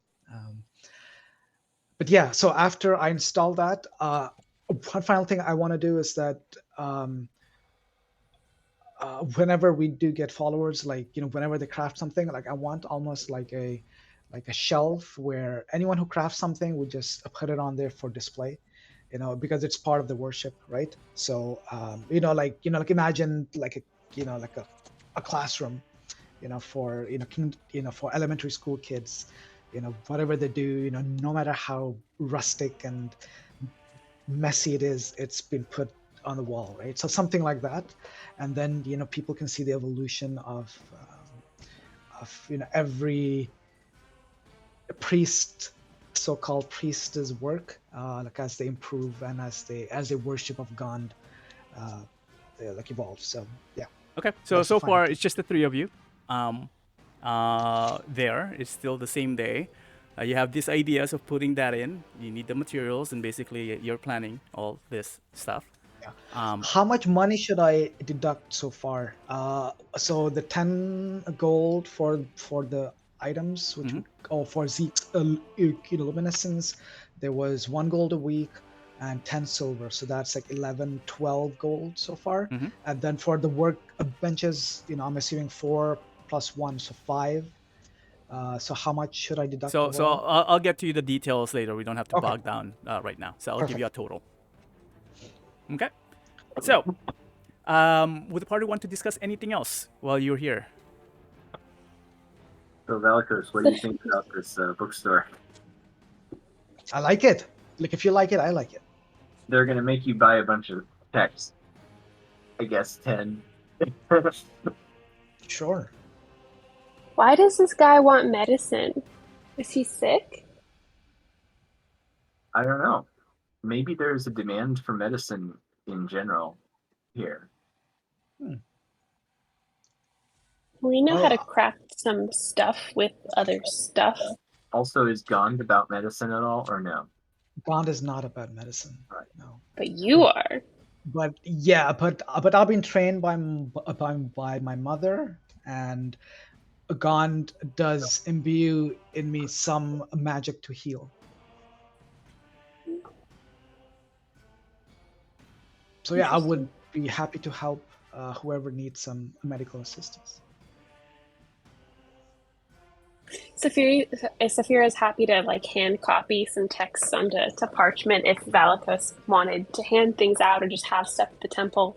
Because you can establish this temple and then leave. Like you need to leave them some materials to like Yeah, no, absolutely. study. Yeah. And not Yeah, just yeah, so- not just materials. There has to be someone looking over the temple. Yeah, and when Saphira like mentions it, I will explain. And I think it's not more like explaining. Like I think I would use this as, we would collaborate to come up with it. So I would, in effect, consider, at least Cathamil and Saphira, who are working with me, as part of the Gone clergy now, because you're assisting. Ooh, do I get a fancy robe? So you're honorary, members of Gond, or the Temple of Gond. Cool. I'd like a different god than the one I currently have. Thank you. You're double dipping now. Yes. One is voluntary, one is less so. Interestingly enough, Baal's been quiet. Interesting. I mean, that makes sense. He wouldn't like Selena very much. Kingdom of What's Light. been quiet? Actually, Saphira, I'm just double checking. Are you still doing your weekly sacrifice? Yeah. You would? Yeah. Okay. Just wondering. I mean, she doesn't want to. Well, Do I remember what the condition for that was? God, it's been so long. if you do not follow the pact, he would turn his eye towards Kalar and switch. Right. him. Okay. Yeah. So she's still doing it. Okay. I feel like if she's in a town or something, she'd be like, "Yo, can I just kill this chicken for you real quick? Like, I just need to be the one to kill it. Like, don't worry about it. Just like, and then I'll leave. I don't need the chicken. You know." Interesting. I'll think about those scenes in Selena, how that would happen. Okay, but we'll circle back to that later. Sorry, I Max. mean, if she has to butcher a couple chickens, she will. You know. You were asking something, Max? Sorry, I interrupted. I think. I don't think so. Oh, okay. I thought you asked. You were asking Sarah something. No. Okay. Never mind then. Okay. So, what else was I saying? Oh yeah, sorry. I also interrupted. So, you, the three of you, I'm assuming Aris would definitely jump, to the idea of playing a part in becoming an acolyte of sorts. Valakos, as far as you know, is it perfectly fine to make people an acolyte of a god that they don't believe in, that they don't follow? I'm not saying it's wrong. I'm asking your point of view, or Valakos' point of view, to represent them. So not acolyte per se. I mean, it's more like they're assisting, right? They're assisting construct or establish. Oh, okay. So more this- like helpers in setting the like in the temple beginning, up. yeah. But if I do see them showing interest in, being a little crafty when it comes to, as we are, preparing the interiors, if they are being ingenious in some way, then I might look to see if they're interested in becoming an acolyte, because it's just looking for that spark, in someone's eyes, if they're like, ooh, maybe if I do it this way and that way. So yeah. But yeah, like I wouldn't necessarily be like, oh no, you are like a priest of God. No. You should give a leaflet to that artisan. I was gonna say that I would leave a flyer with him to attend the book reading. All right. So do you guys want to just go towards the the next day? Just go towards the artisan. Actually, no. You still have time. You still have time today. I would say the same day. Say, does Valakos carry leaflets for Gond? I can imagine if Gond people control the only printing press, then maybe they make leaflets with, movable type printing with nice characters in it. Like, No. right? Not handwritten things have to be super rare if the only printing press is controlled by Gond, right? So you carry around printed leaflets that are kind of unusual and No, not leaflets per se. So Valakos, all he has of the temple is that holy symbol, which is now uh, attached to his shield. Apart from that, he has a book, like a prayer book, which is more like like a Bible, kind of, right, where he has his like all of his prayers and a little bit about Gond and some schematics of the basic items and which you can craft. So I think what I would do is use that and show it to everyone and be like, okay, let's copy this page out onto the parchment, explaining the basic tenets of what Gond is. So it would be like that. Like it would be flyers which I carry around because Valakos isn't someone who like wants to spread the knowledge of Gond. He's more about using the powers of Gond to help others because it's like a meld between like curing people and healing people and being ingenious in a way. Uh, so he's not like how to call this, like he's not like those people who go like knocking on doors, be like, hey, would you like to listen to the word of God, and or Gond rather. So yeah, he's not like that, so he wouldn't have flyers. But we would prepare those simple flyers to pass around, I think, to invite people to the book reading and just a few lines about what Gond is. You need to roll to how many people show up. Natural one. All right. So what's the plan? Any additional plans? Hiring a person to care for this place. So like even though there might not be people in here, I want like a caretaker to look after this place, at least until we get followers. Valakos, So you I would. probably need to go to the bookstore and finalize our arrangement to rent that place out. Yeah, like I would do that as well if I can, on the same day. Sophia, are you going with the party to the bookstore? Yeah, I see a nod. Okay. So the three of you would head back. I guess Aris is still helping fix up the place. I don't know.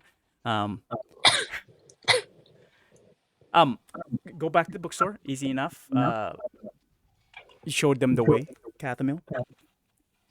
And the proprietor would greet you and says like, "Oh, Lady Dwarf, you're back. Just your who? Which one is the priest of Gond or priestess?" I cast thaumaturgy and turn my eyes in gold a little bit. Oh, looks like a true priest here. So, Lord Thiefling, your Lord Gond. What exactly does he stand for? Your friend here says creation and innovation. What does that mean exactly? I know what the words mean. What does that mean as far as religion is concerned?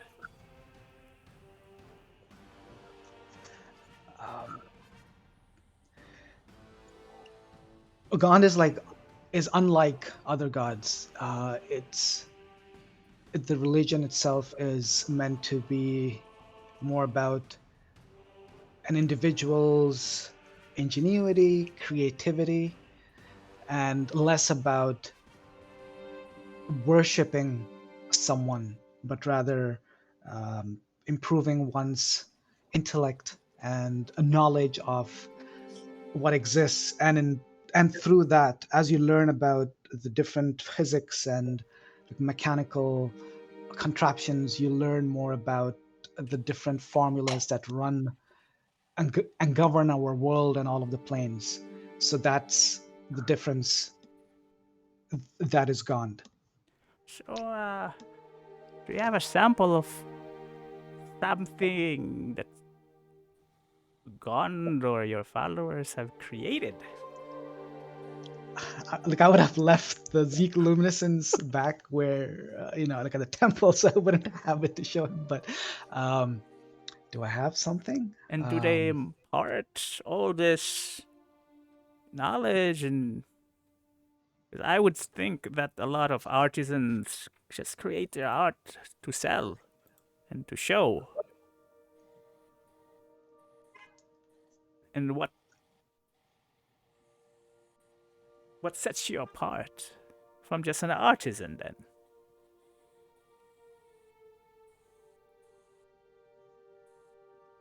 Blue, you're asking a lot of philosophical questions here.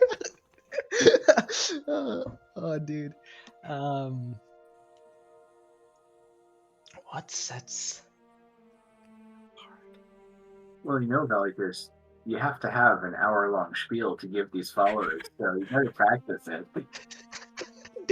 Well, you see, Priest of God, yeah, as your dwarf friend here mentioned, putting the name of my bookstore under the name of Gone for an hour, I don't want to be spreading messages that could get me in trouble with the blessed angels and other religions, as you have seen. I just want to make sure that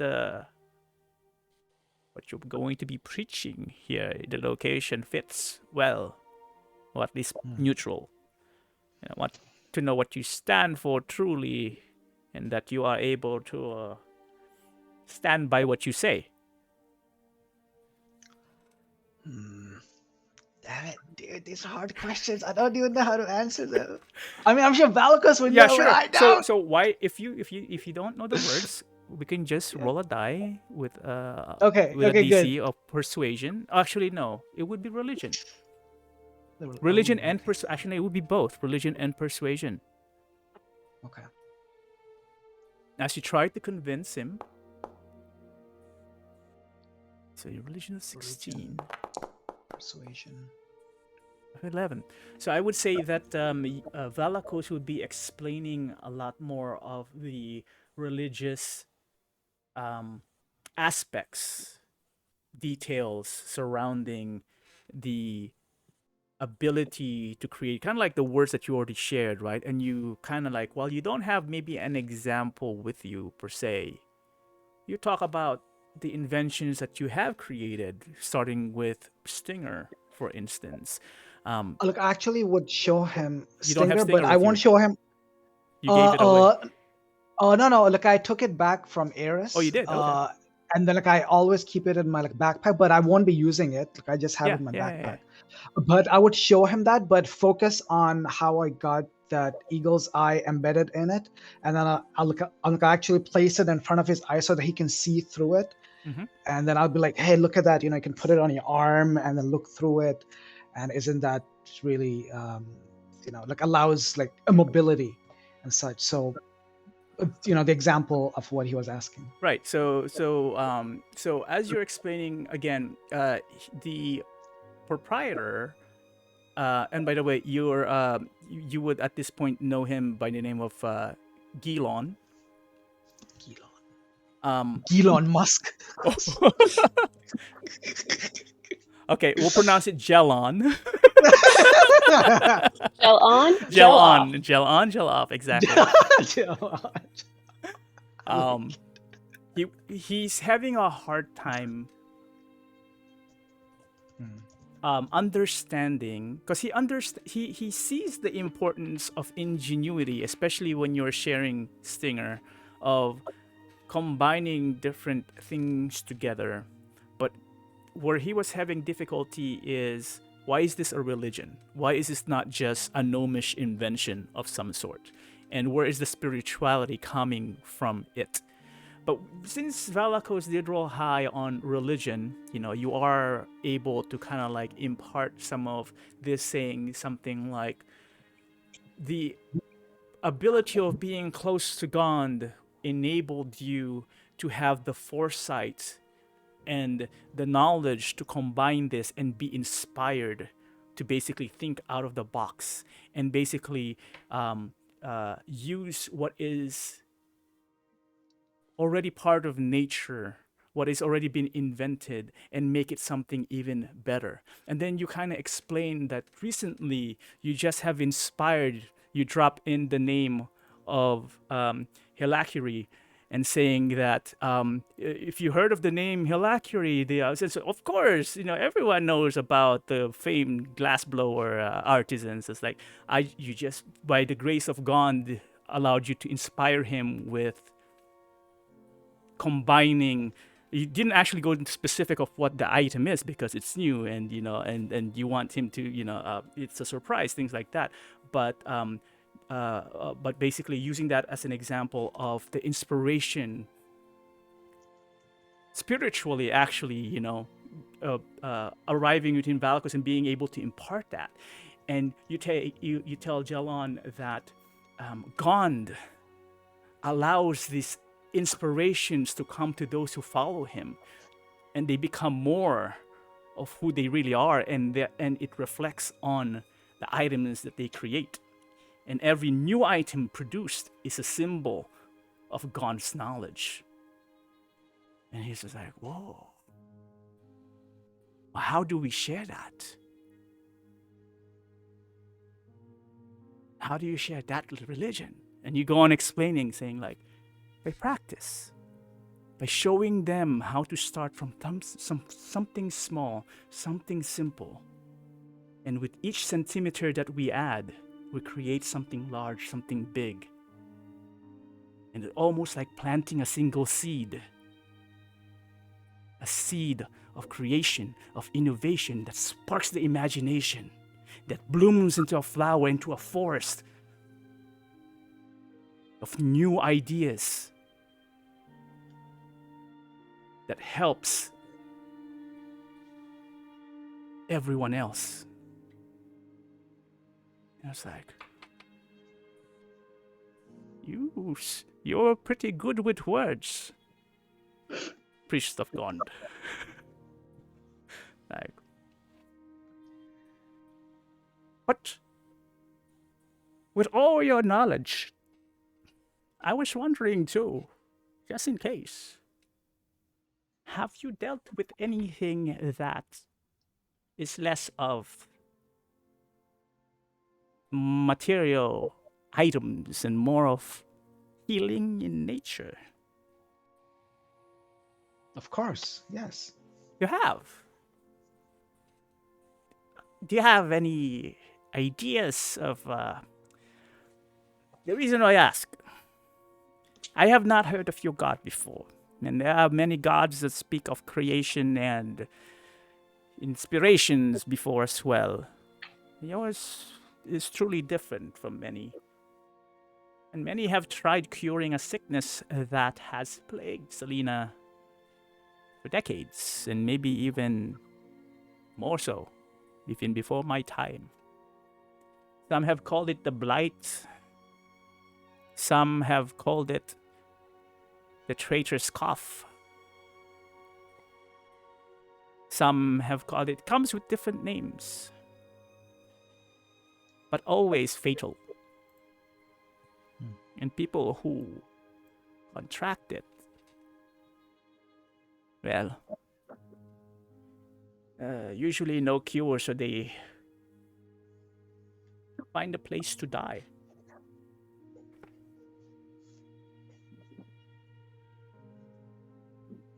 Do you know of one who has such a malady right now? All of those who are inflicted with the illness, the blight fever, the regrets, again with its different names.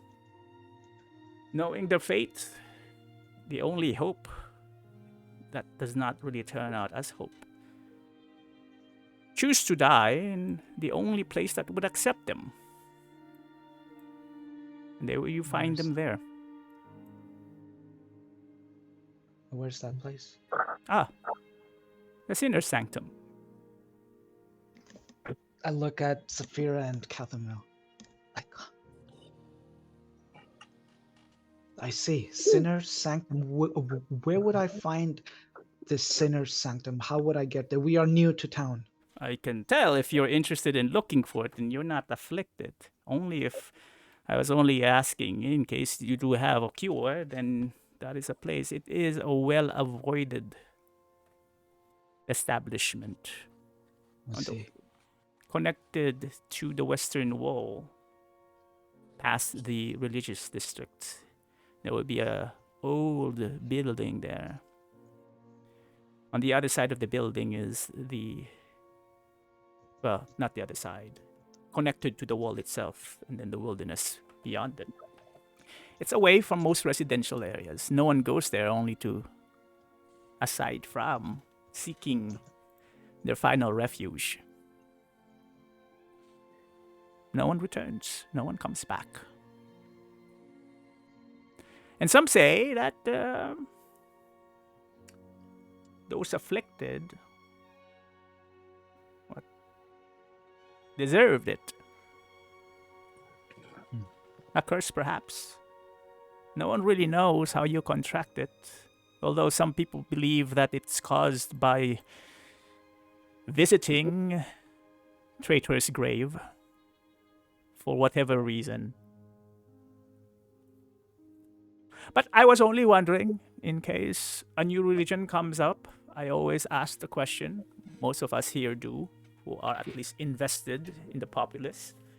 A new religion, perhaps a new hope, perhaps a new knowledge, the ability to heal an old, ancient disease.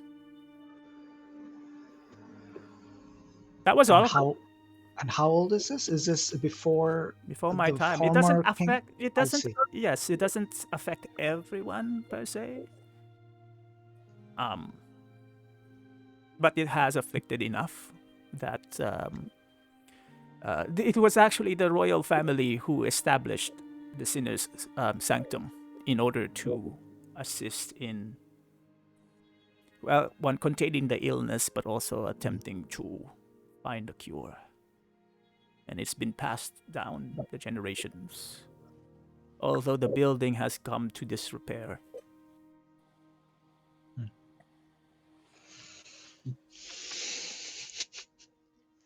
All right. Well, we'll see what we can do. Does that mean you do have a cure? First, I'll have to examine a patient, see what really afflicts them, and then we can see if there could possibly be a cure in one of our repertoire. But as far as that we know, anything that may end up challenging. It's just a little examining victims, or I'm sorry, those afflicted. I shouldn't call them victims at this point. But you see, Sina Sanctum is the main proprietor is an old hag named Portopia. She doesn't allow visitors unless either you are afflicted or you're taking the dead out.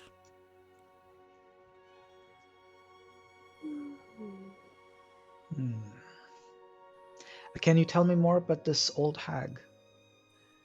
Did I call her a hag? I meant an old lady. Old lady, I see. Sounds like she doesn't have the best of reputations. Well, this is something I would give her credit for. No one else would have taken the job but her. I see. Would this disease happen to have anything to do with creepy crawlies crawling out of your body, the maggots and such? And you have quite an imagination there, Lord Priest. I do not know what type of illnesses you have seen, though. I do not wish to know that, and I wish that knowledge that not to be shared. But no, for the most part, pretty mundane, really. Although it includes boils on the skin with an oozing green pus that dimly glows in the dark if you break skin, high fever, sometimes blindness.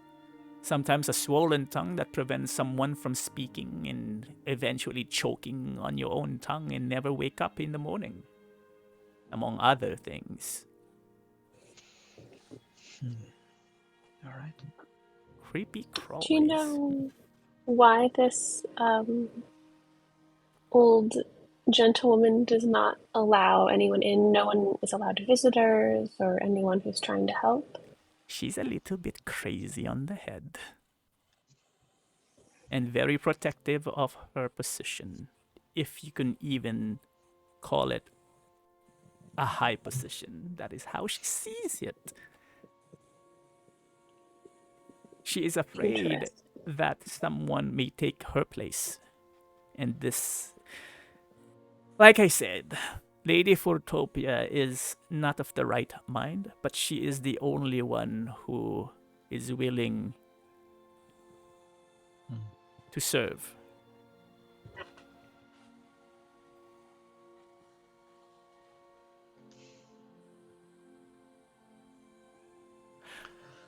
Anyway, it was just a hopeful thought. We'll see what we can do. If you could actually find a cure, if your religion is something you would like to spread the name of God, curing the disease would definitely put you on the map.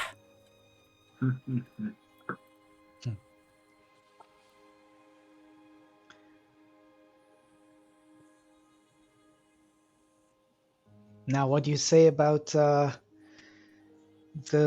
reading? Will you allow us I've been to use your inspired, bookstore? perhaps been touched by God. And I would love to hear more God about the works in knowledge. mysterious ways. So do all of them. And some of them actually pay more than usual. We look, I have no words to come back to that. How But much is usual? it depends. You're definitely from out of town. However, I would not say that I was not moved by your words there, Lord Priest. So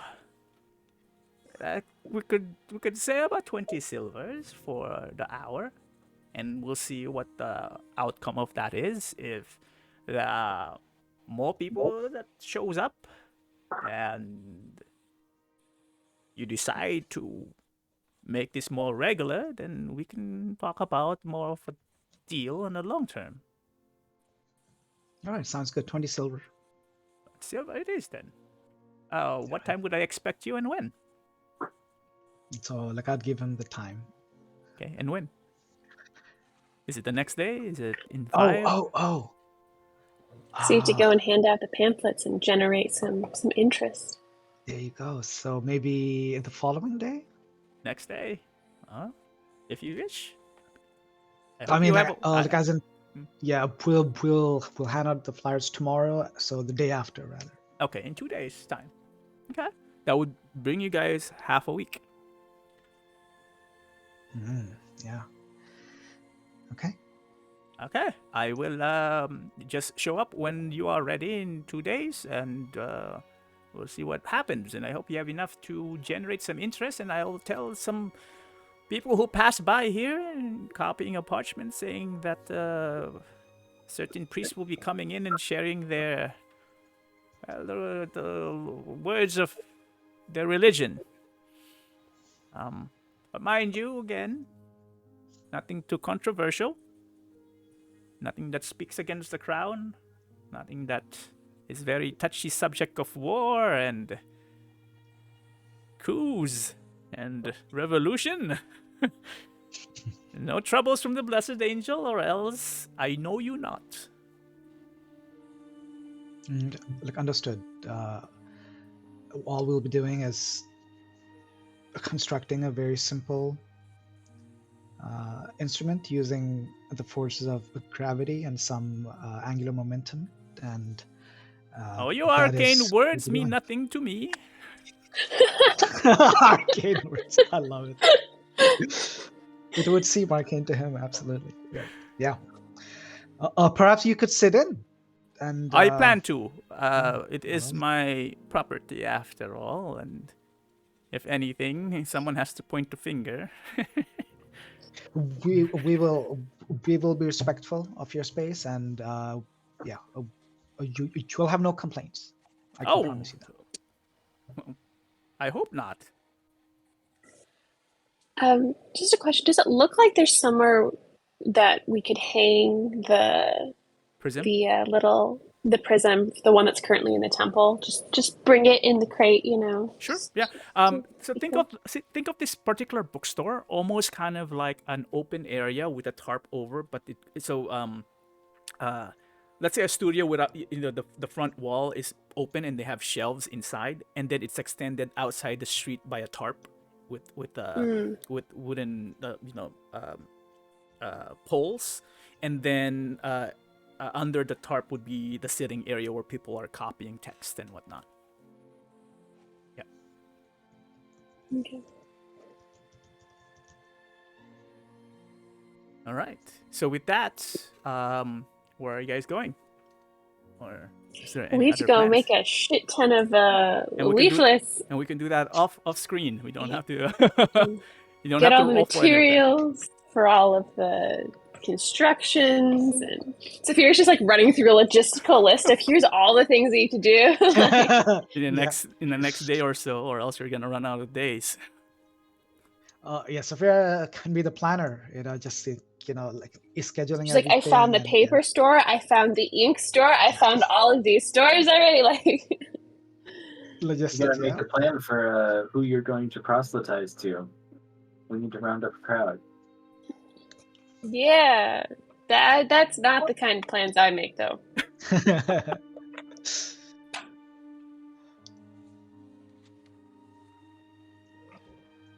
All I right. don't know. Are you gonna go around standing on like a soapbox and talking to people? You're just gonna hand it out. Like, what's the plan?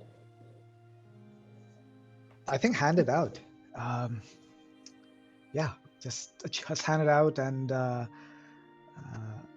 nothing too showy. I think. Yeah. Probably a good idea. All right. So, anyone else want to do anything special? Anything particular? Yeah, no, still looking for old books. No, because that roll is for the whole day, Cathamil. All right. Well, I mean,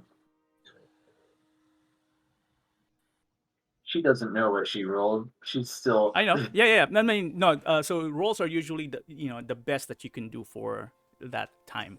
So, this is the best. You might have seen other stores and whatnot, but again, this is still the best that you've seen. So, if this is the best, unfortunately, yeah, fill in the blanks. What else? Do you want to yell at people about Gond on the way home? No, I think Valakos is saturated now. Whatever. You can tell them. I don't know what day is it. Monday today, and you're like Wednesday, 6 p.m. That bookstore. Learn about Gond. Sure. Let's not make it. Let's wait for our little leaflets. Let's not make a commotion. I agree with that. I am. Cathamil is a PR. Yeah. The vibes in this place are interesting. I wouldn't be surprised if one of those angelic creatures perched up above the bookstore and listened in to see what's going on. Have them make a thingy. I'm sorry? Have them make one of the thingies. Come Invite join us. them in. Yeah. Come join a scary creature.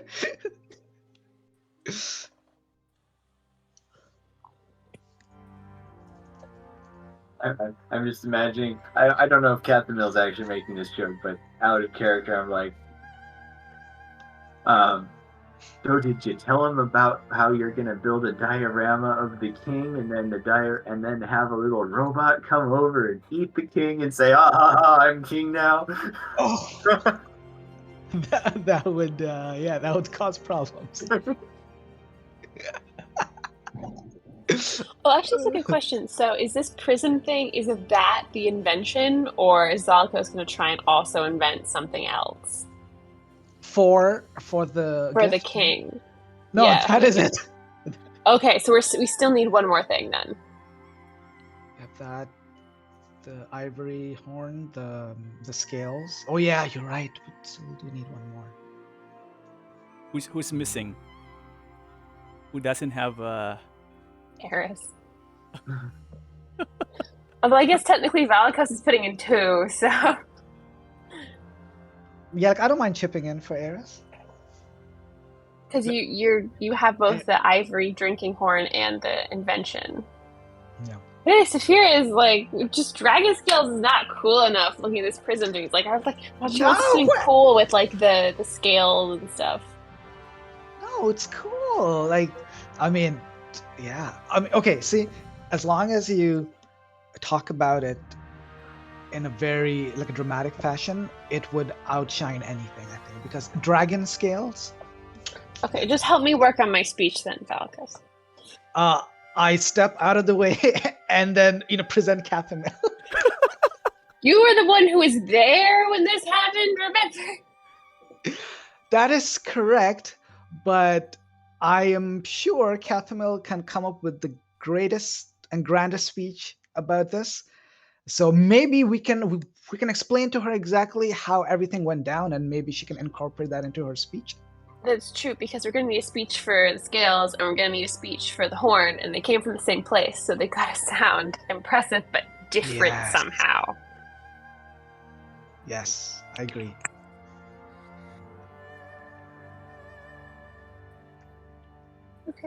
Okay, so are you I'm guys? going to polish the scales really well, so they're like reflective Yes. and really nice. Yes, because they like light here quite a bit. Why don't all 3 of you roll perception check? We should get more of those smoked meat.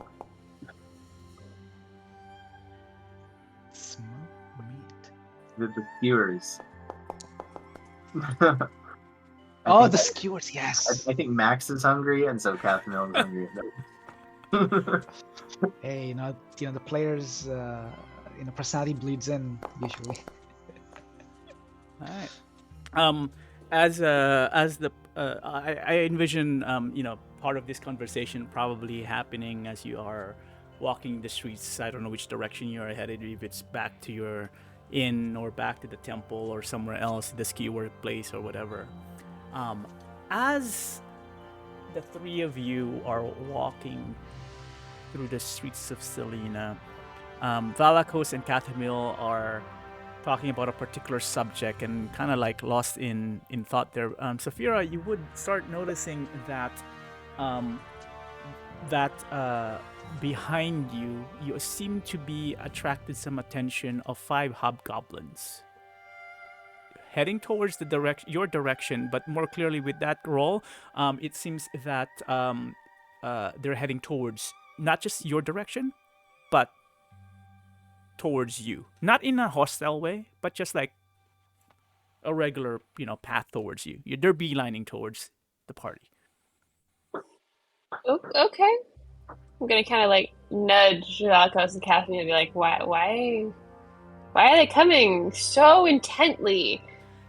By the time you actually say that, the party of hobgoblins reach the party, and let me just change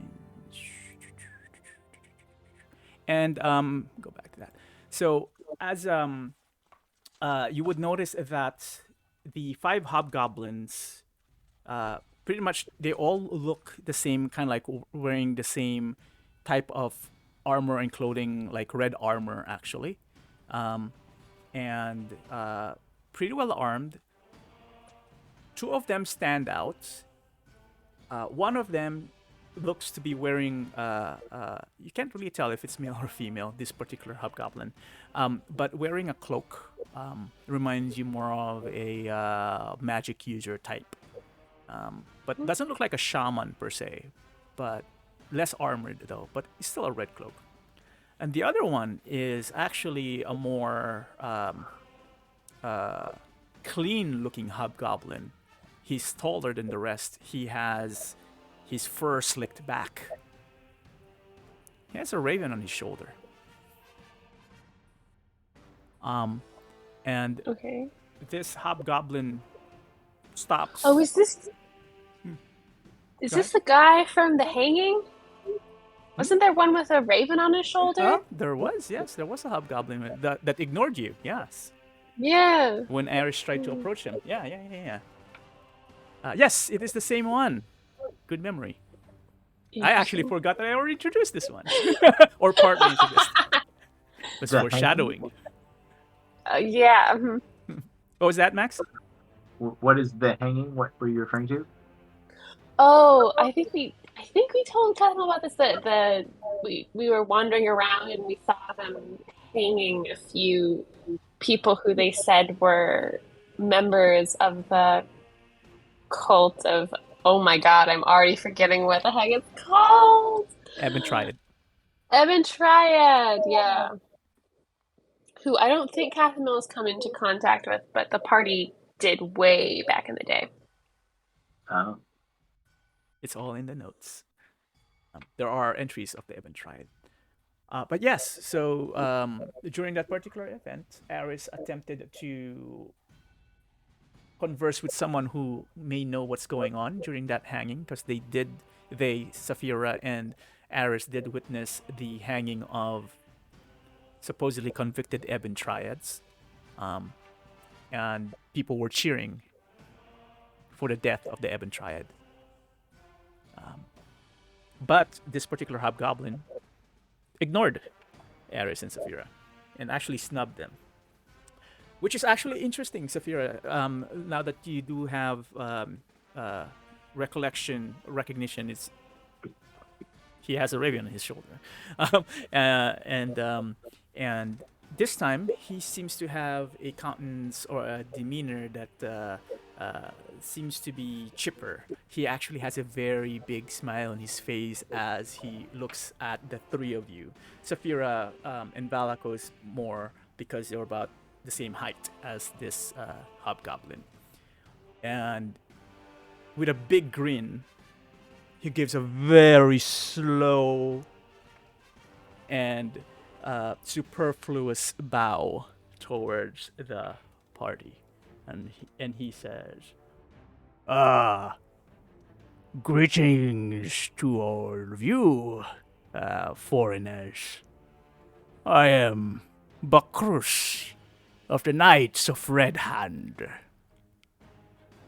I just thought I would introduce myself and the party, my knights. Hearing that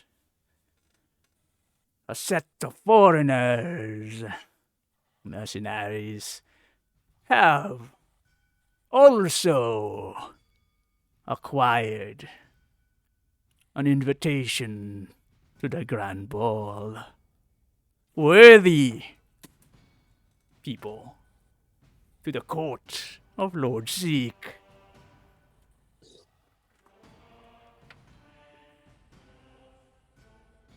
I was actually surprised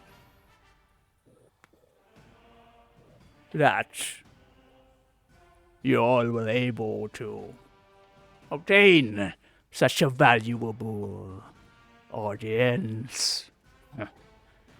Why don't you three roll insight?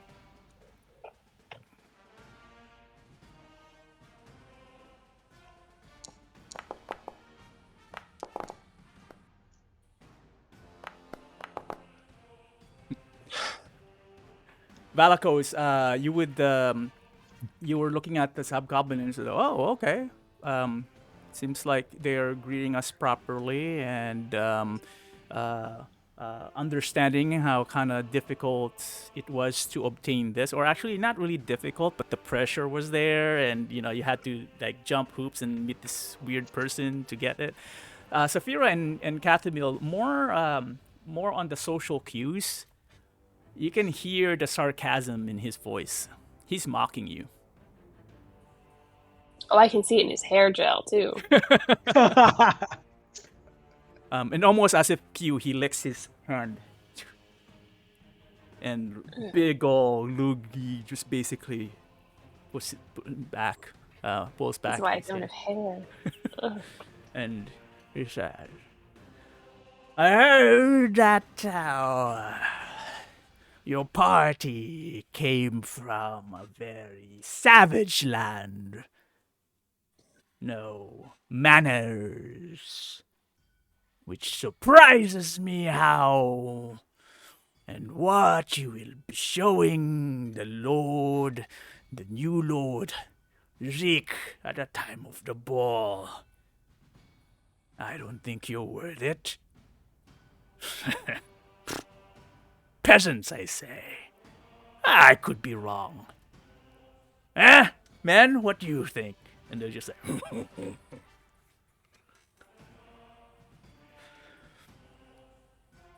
ah, quiet lot. Told you, man. Can't even speak our language. And they say they look down on hobgoblins. Oh, Max, you're muted. You're still muted. Max. Captain will be like, were you also lucky enough to obtain a ticket to the ball? Of course. We're one of the first. Why? Why not? We were in the front lines when Lord Zeke took over the throne. We are the Knights of Red Hand. The best of the mercenaries around the border kingdoms. What accomplishments would you have, people? Oh, I'm sure you'll learn of them at the ball. Perhaps you'll be able to persuade someone to give you invitations, but a waste of time. Too small, too red, too scaly. Too much hair gel. What's a hair gel? Right, it's just saliva. Exactly. Natural. You know, I have the name of a wonderful hair place if you're so inclined. We all know the luxury you don't have to pretend that you would rub elbows with those who have influence. We are all renowned here, aren't we, Wujers? Rightly so. Rightly so, says the hobgoblin with the robe. Well, I hope they have lots of hair appointments open still. Huh. Says one with no hair.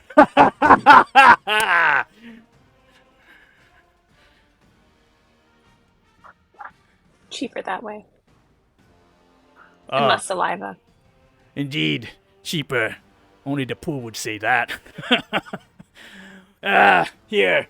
He grabs a few platinum, tosses over to you, Saphira. Spend that in one place, won't ya? Maybe they can put some hair on your scales. Then you can visit the luxury. It's like, anyway. Only think of hairy scales is like, ugh. Well, let's not waste our time here. We've seen how low or how desperate they've become to even invite these lot. I thought they would be worth more. Perhaps we'll see you at the ball. Just don't lose your invitations. And they start turning around and walking away.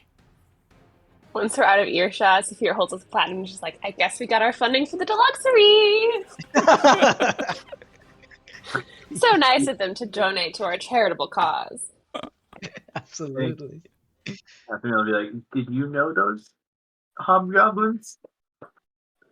Bumped into one at a hanging. Wouldn't say I knew them. Well, they were delightful fellows. They seem to have a bit too much time on their hands. I guess they line up with the type of folks you'd meet at hangings. But also, if that's any indication of who's going to be at the ball, this could be a slightly different affair than I was anticipating. Hmm. Yeah. Would probably be rubbing shoulders with elbows and shoulders with very rough skin.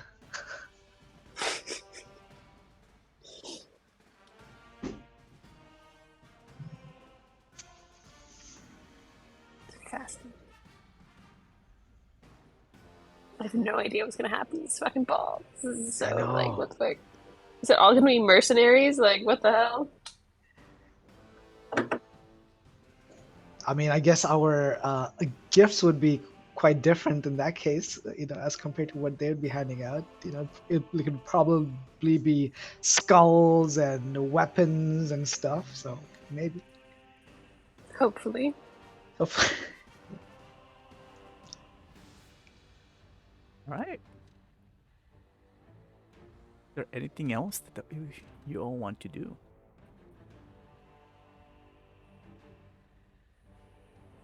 So here goes back to where like shopping list that's itemized. Like, come on. Keep with the program. Keep with the program, boys. Is what you say. Or ladies and boys. Yeah. We have things to do and not that much time to do them in.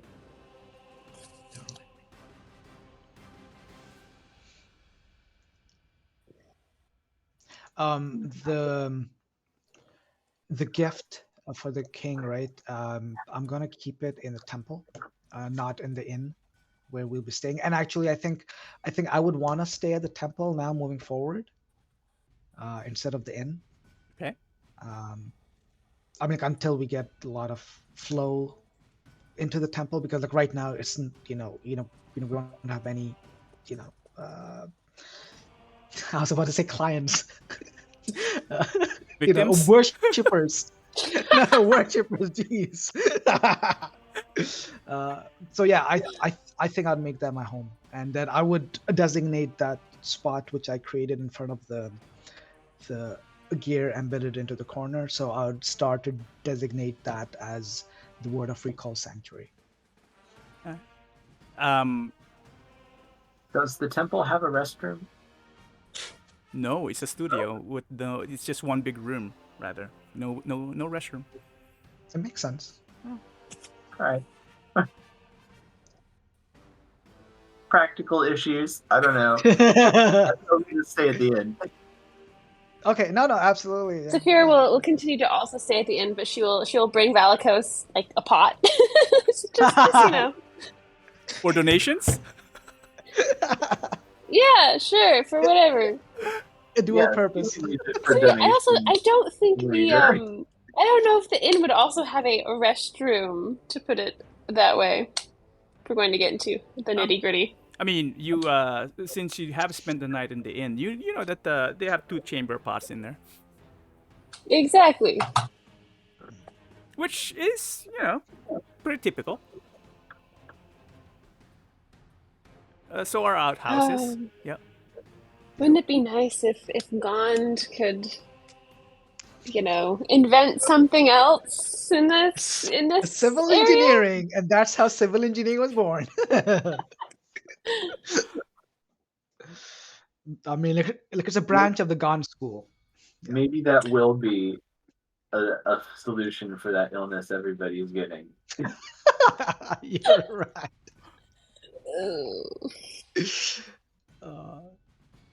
What's that disease called? The Dysentery? Dysentery. Yes, it could be dysentery. Yeah, I don't know. I don't think it's a disease, though. Oh, it's not a disease? I think it's interesting. I think you just get sick. I don't actually know. Okay. The traitorous cough, like maybe it's not even a disease. It's just like you are blighted. Now go there. When we go there, we should carry hand sanitizers and a mask. Oh, Lord. Mask up! 6 feet apart. Holy crap. Yes, we will practice social distancing. Yeah. In DC, you have to be 10 feet apart. Yeah. As you guys are discussing this again, going back to your list, seems to have attracted another set of group and some attention as another group of 3 people, this time robe figures, this time approached you. They seem to be standing kind of like close, but not too close, waiting for the conversation between the 3 of you to kind of like die down. And then until you realize that they're just standing there and looking at you, and almost like they look like they're deciding whether or not to bother you or not. But you definitely notice them. It's kind of like an awkward like look now. Excuse me? Can we help you? Oh, one of them seems to be surprised by your sudden approach, knowing that that you've noticed them. So the person on the right side, blonde young man, decided to kind of like, yes, yeah, we're trying to recruit for the for our own a new cult that we have here, a new following. So as looking at you're not regulars here, we're just wondering if you would like to come into our fold. So that was it. We just again, but we noticed that you're well on perhaps mercenaries, so we weren't just we weren't sure if you already follow a god or have your own thoughts and beliefs. So never mind. Let's just go. Let's just go. What are your thoughts and beliefs? Oh, we worshipped. We're worshiping this mighty tree, the brown bark, we call them. He and he's like stuttering, and then the girl, a red-headed girl, slaps him on the back. Brown bark talks about growth and plant life and being part of nature and growing as a single life, and where everything is united and unity gives strength, and we never be able to be chopped down the more you combine, and therefore we're looking for more followers to kind of increase his. And then she just keeps on spouting something about trees and the bark. I don't know, it's not as clear. He keeps like circling over the same topic over and over. They're not the best. Yeah, they're not the best communicators. Let's put it that way. They seem to be very awkward. Catherine would kind of interject a little bit as they're kind of getting into their awkward blabbering, and she's like, "Wait, but have you heard about the impact on your life of human innovation?" And she would look at Valakos. Yes, have you? And then I would start rambling about God myself. Oh, so you're already worshiping a god. Oh, I'm sorry for wasting your time. And no, please stay. You talk about a tree and a bark and coming together, and many become many coming together and becoming stronger. Similarly, God and invention works the same way. You start from a small seed, you start from a prototype, and then you build upon it, and so on. So I'll just try and imply to her that what we worship, the way or the idea of what we worship or what we believe in is pretty much the same, but theirs is more nature-based and ours is more craft-based. Roll persuasion. Sorry, not persuasion. Charisma. Jesus, he's so weak. He's weak in everything. Like only wisdom is the only good thing he has. Okay. Oh, that's an interesting take. The third person, also blonde but shorter, the shortest of the group. So basically, it's a female redhead, 2 blondes. 1 blonde is taller, 1 blonde is shorter. Three people.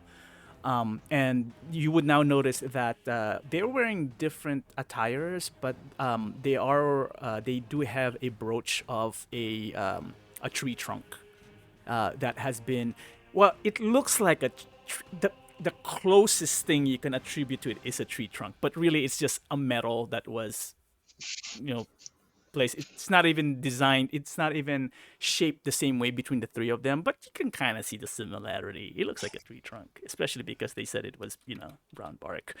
Um, they do smell of the earth. Actually, you know what? It kind of reminds you all of Gelfin in a way, in the druidic sense. These So are this more is like like a religion con, you know. We have all these religions coming in one place. Come together. yes, it's a new convention. Next thing you know, they're gonna cosplay each other, or Yeah. cosplay their gods. Yeah. But Roland says, "Well, that's no, sorry. The third person would say, that sounds pretty interesting, but it doesn't. It sounds complicated." Religion is complicated sometimes. We agree, but have you considered how simple it is to be just become earthly plants and grow? Okay. Jasafir is trying to like not start laughing. We wasted enough of your time. Thank you, though. Thank you. And the red-haired would be running off to another group on the other side of the street and just like tapping them on the shoulder, and they go on their way.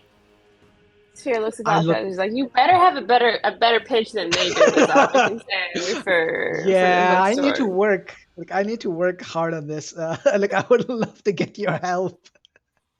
Run My- it in Cat run- meal. Okay. Oh, is this what I sound like? A little better. Okay. Oh man, Could I use need to work, work on though. this. Okay, I will definitely. Cathamel, like if you have some time before we go to bed, I could use some pointers. Before you answer, Kathemil, the one of the taller blonde man runs back to you.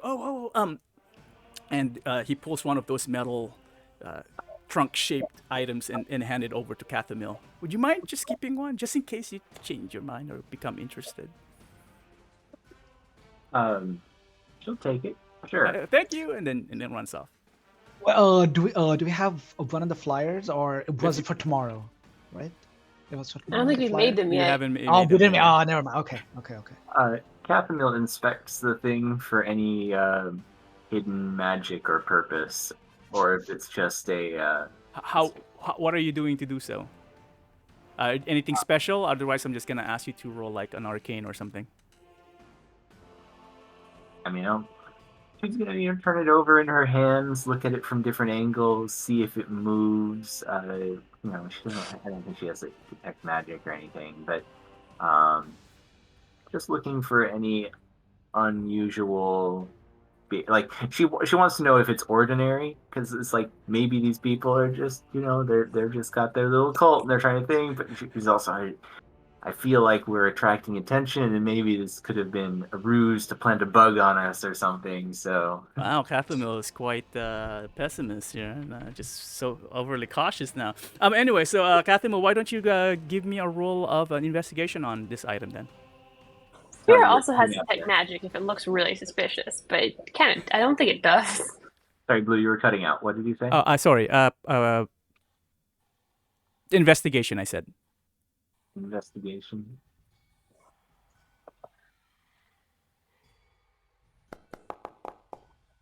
All right.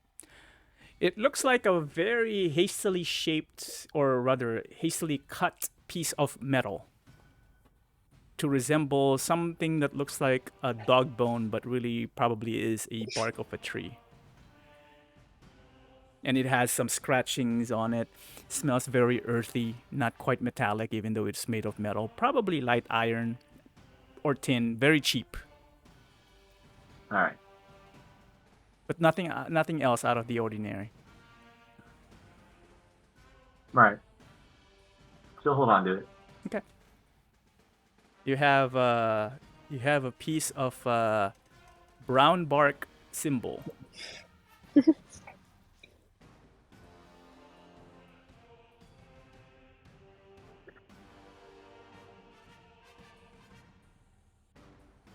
People just coming up to us all of a sudden. What is it about today and not like yesterday? She's kind of turning it Does having a over. halfling with us make us look less approachable somehow? One fierce halfling. True. She True. turns it over in her hands and just sort of out of idleness as they're walking. She's thinking about, ways to attract people's attention, so she tries using a minor illusion on it to turn it into a tree that kind of grows into flowers and, morphs and the leaves change, and it's like, oh, it's kind of cool. And just something to play with on her own. Okay. That's very true. Wait, did you say you're doing this as you're walking, or what? Yeah, as they're walking. As you're walking. Yeah. All right. So should you do? What do you do that? You like in your hand or on the street, or what's your projection? Where are you projecting this illusion? Oh, it's just on the object. in Oh, her hand. on the object. Yeah. So you're holding the object. Yeah, she's holding the object. Okay, got it. Okay, so yeah, simple enough. Some of the people would stop and like just look at what you're doing. Just making sure that if it's something bad, they're away from you. Magic being cast and all that. But when they realize it's just a minor illusion, or at least they don't know it's a minor illusion, they just see a tree grow, or from It's 2 inches tall, right? yeah. They see it because again, it's verbal, so they would hear you cast the magic, so they would turn around and they see it, and they're just like, oh, okay, it looks like a small plant, whatever, and people would start walking. But as you do so, actually, Valakos, you would catch the eye. Actually, no, as you, yes, as you'd notice, like some people would stop. Watching Cathemil basically do the it's an illusion. Actually, I don't know if Valakos would know this. You hear Cathemil cast something, and you see this thing, and people are watching her, and then you feel a slight tug on your robe, on your right side. I turn around. You see a young child there, and appears to be left. Is it left? Yeah, left arm and right leg. Left arm in a cast, wearing simple robes, and seems to be right leg also slightly in a cast. It's wrapped in bandages, and it was pulling up. He's like, Mr. Redman, can you spare some coins, please? I need some medicine. Valakos immediately kneels down and. Oh, you have horns. Yes. Do you like them? Are you a devil? No. Far from it. Are you an angel? Not that far from it. Yeah. like in between, you could say. What are you? I'm what they call a tiefling. You're a thief? A tiefling. My name is Valakos. What's your name? Just quiet. Just looks at you and just. Okay. extends I his hand. see. Like I cup his hand, like in between both of my hands, and ask him. So you need medicine for your arm and leg? Is that what you need it for? I see. He stopped saying stuff. He's just doing gestures now. Can Yeah, Sapphira and Sapphira- both of you would see this. Yeah. insight it like whether or not the kid is actually injured or like it's an act? Do I would say it's more of a perception because he hasn't said anything. If this is an act, it's kind of convincing if it is a real act. So it's kind of hard to say. It's well bandaged, and he seems to be moving the movable parts. Okay, and I would say, hey, I'm a healer. let me try and heal you. Oh no! If he finally speaks, no magic, please. Just coins. Sure. Coins. Like as like a poor kid on the streets, would I know what he's trying to do? He's asking for coins. No, like as in like would this be a sham or I mean like I would love to give him coins, but I mean, it totally could be, but okay. I mean, okay. nothing But has, nothing has imparted anything that says Okay. otherwise. Like I But would it cast definitely Cure Wounds. Okay, like I cast Cure Wounds on him at level 1. You actually will cast magic on him, so he said no magic. Yeah. Okay. So you say that, and as you're casting, which is verbal component as well, right? As you said, he pulls his hand away, so you lose touch. Actually, sorry, no, I will allow you to grapple him if you want to hold on. No. Like I'll let go. Okay, so you lose a spell because he interrupts it. Just, Okay. no, please, no magic. Coins. I'm just trying to help. Coins. Sure. Like I'll give him a silver. And his eyes like popped out the silver, and then he starts limping away. Thank you. You're welcome. By the way, Blue, I felt like I needed to check. For Minor Illusion does not have a verbal component. Oh, it does not. Okay, take that back then. Okay. So it just happens. Actually, that actually makes sense, because if you have a verbal component, then that removes the illusion. Because then everybody knows minor illusion. What? Oh no! It's definitely not an illusion. That's why it's a minor illusion. It's just okay. Minor illusion just doesn't move. That's what it is. Major illusion is the one that moves. It might not move. Yeah, I think it's yeah. It's sound or image, but not both. And physical interaction reveals it to be an illusion. I don't know if it can move. Can't create sound, light, smell, any other sensory effect. I don't know. Okay, but either way, it's simple enough, right? So that's fine. It still doesn't retract. So whether or not people actually saw it or whatever, we'll just continue on. Some people might have seen it. Okay. Cool. That happens, and all right. So for the most part, it's been uneventful. Although I think there was some a bit of information, maybe sprinkled here and there. Whether some are useful or not, that is up to you all.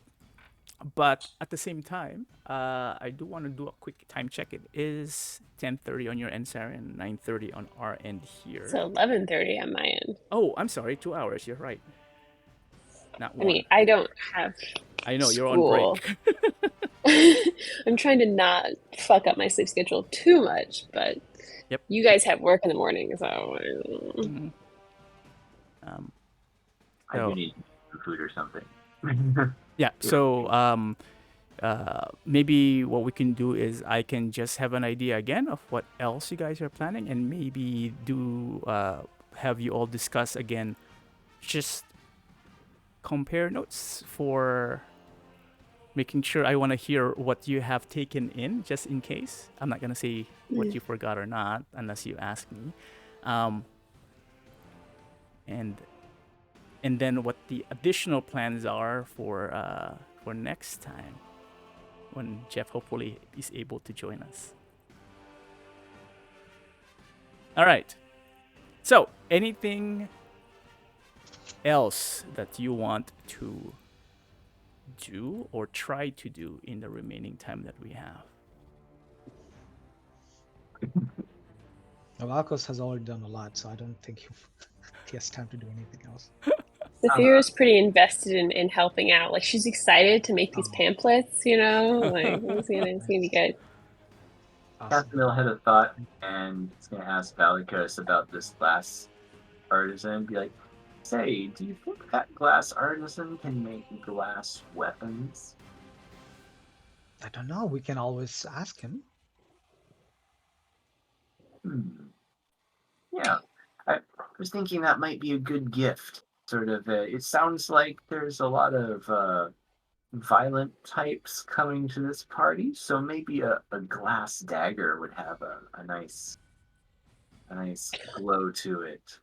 Maybe we should focus on making it a little more ornamental, just because of the coup. Well, we're presenting the weapon to the king, That's true. not That's using true. it on him. It's true. It would be very stunning, I think. Glass, maybe a couple inlaid jewels. I'm imagining, have you seen like like arrowheads and such, obsidian fractured glass? I'm imagining something like that for like a glass blade. It might be primarily ornamental because I think something larger would be very brittle, but Yes, I don't think it'd be practical, which is probably, again, a good thing. but that could be why it's going to show off the artisan's craftsmanship. Like, wondering if this person's really good. Maybe they can make a very convincing and very unique special item. I think that's a cool idea. Although I feel like you should go talk to him tomorrow morning because I feel like it would be quite involved. Yeah. Cathamil, now that you mention it, and Saphira, if you recall, what's her name again? Hilacuri, Elacuri, yes. Hilacuri did mention that Lady Aramis, who we're trying to get in touch with, is a fan of glass figurines Mm-hmm. as part Dioramas. of dioramas. Maybe that could be a way for us to gain some favor as a first impression when we do meet her. I mean, apart from giving the king his gift, but when we do meet her in the ball, maybe it can be a little like a token of friendship to start off a conversation. We have to make it much less grand than we are giving Zeke, because otherwise then we are giving her also a kingly gift, which would be slightly awkward. But yeah, we could do a little token, maybe. Probably a figurine which she could add to her existing dioramas, maybe. So we have some things to talk to our friend whose name I'm not even going to try and pronounce.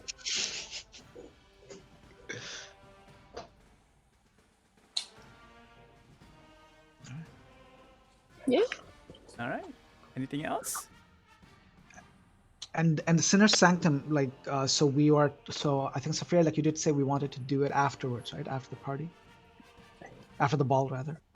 That's what everyone keeps telling me, and then you keep asking if we can do it, like, sooner. Sorry. So, I mean, I'm down to do it tomorrow, but you have a special... No, we're handing out stuff. Talk the day after tomorrow.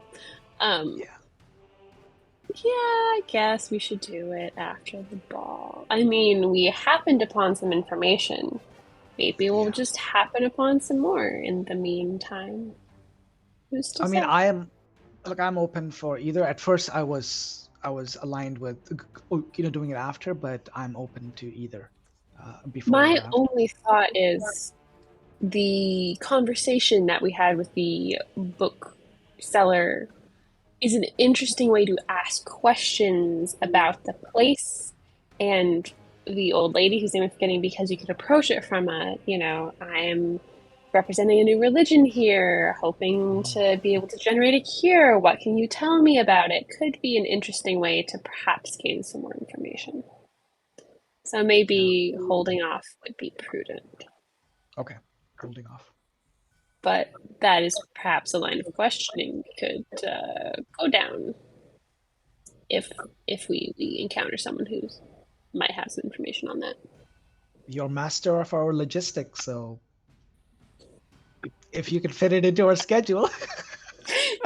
I will do my best. Suddenly Saphira became the secretary. No, definitely. No, she is administrative master assistant. of logistics. Master of logistics. I carve it into a tablet with my scimitar. Oh, yeah. Love it. Okay, Mas. Anything else? Okay, so sorry, someone can say something. I No? think it's echoing again. Yes, yeah, echoing. Okay. All right. So, quick summary. What are the events that happen? Because I know it's a mix of a lot of things. I just want to make sure that I hear items. So you guys talk about the Sinner's Sanctum. They talk about the glass blower, the artisan. What else came up this session? Just so that I can check my notes here that we're aligned. What else happened? I'll ask the same question as usual when we start the session. Don't worry, but kind of unorthodox what happened today, for me anyway. Wow, nothing else stood out. Okay, so those are the only things that we got it. Okay, I need to worry about. Well, what else? Uh, Glass kind blower. of. The Sinner's Sanctum. The fact that there seem to be other mercenaries coming to this ball, which is interesting. They do seem to be very well established, I will say. Just throwing a couple platinum around, like that's a pretty big deal. Like especially compared to the other mercenaries that we talked to like the day before, who like were out of work and just didn't seem to be doing too hot. They're different. I find that interesting.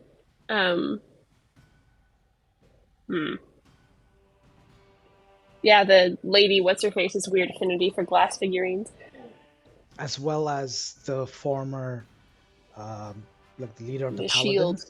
Yeah, the Yeah. Holy Shield. He was into that too. So interesting. Do we recall any like anything we have seen in the past where Ilthane or anyone related to the worm cult had any crystal items on them or anything related to glass by chance? Like Lady Amira or any of those who we have come across? No?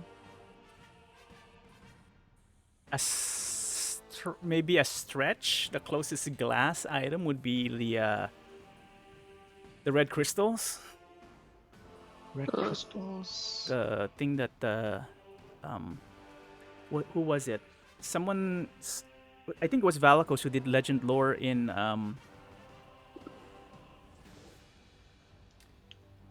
the underground in the Rachnian ruins and had the Yeah. with the crystal pulsating, Yeah, and yeah, then yeah. again kind of stretched, not really a figure or Yeah, whatever. okay. That's Okay. a crystal. Okay. But nothing that stands out to us in the past that we might have come across. That comes to mind. I also think it's interesting, like the cough disease. It's like it doesn't seem Kai's related, but it is weird that the shores ooze glowing green stuff. Like that's pretty specific. That's a little weird. Yeah. Don't know what to make of that. Hmm.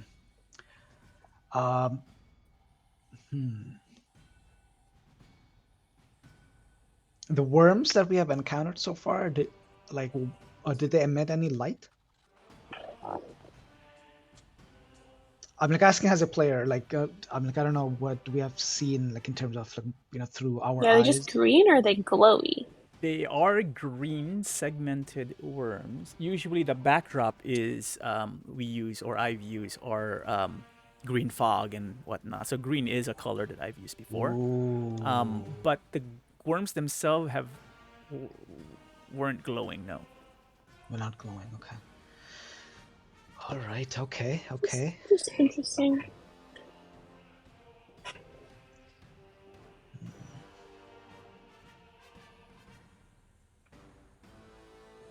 Yeah. No. Something. You're right, Sarah. There's something definitely to the Sinner's Sanctum. We do know where it is now. It's like right next to the religious circle. So no, past the west. Oh, past. Past oh, it, yeah. Oh, okay, like even further. It's okay. The proprietor of the bookstore described it as being separate from residential, basically like isolated. Okay. Is I think it's closest to the religious center though? It's past it. It's by the western wall of the kingdom. Okay. Gotcha. It's right against it, and it's kind of like the only small building there. Okay. So maybe we go there sooner to get some information. Let's focus on your talk for right now, and then Yes. after that is concluded, we'll figure out what we want to do. I'll work with Cathamil on helping me prepare that. Sounds like you need Cathamil to convert soon.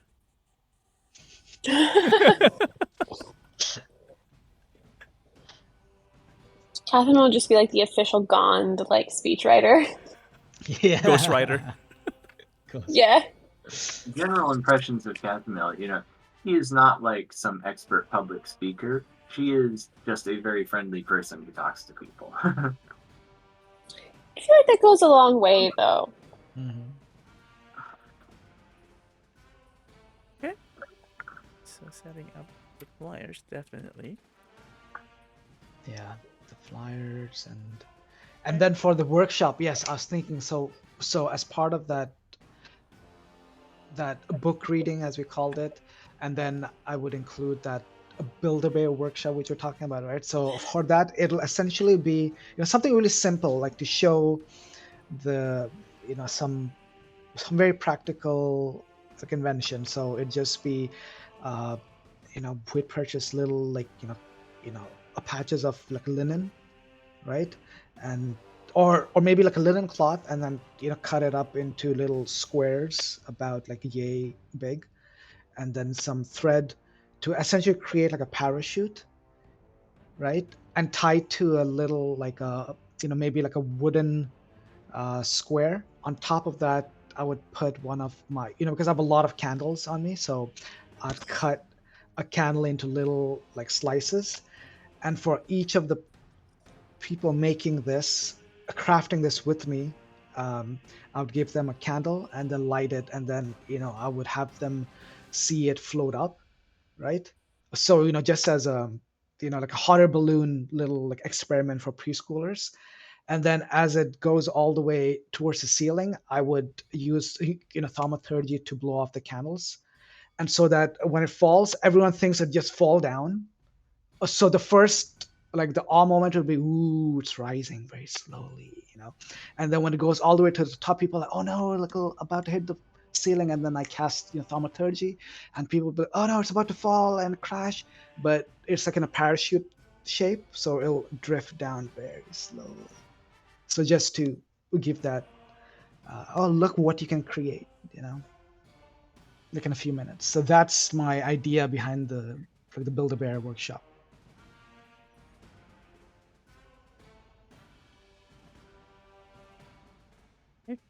So I'll basically describe that to Saphira and Aris and Cathamil to help me gather the supplies. When we are handing out the flyers, after we're done, we'll just get all those ingredients together, or just to prepare for that day, basically. So that's gonna be I think gonna be our third our second campaign. Valakos is oh my god, no.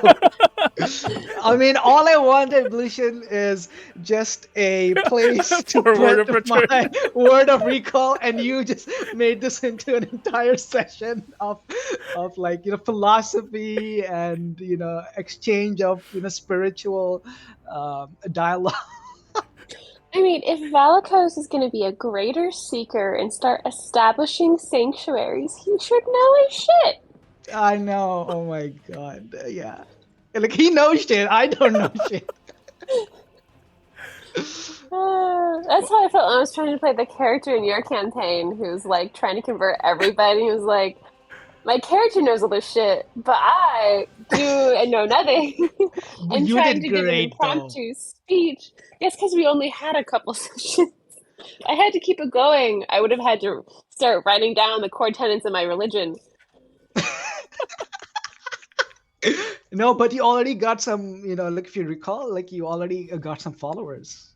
So You were Yeah, I pretty did good. Like start you rolled pretty converting high. I people, didn't remember. Yeah, I? you Yeah, did. Yep, you were converting some of the soldiers or recruits.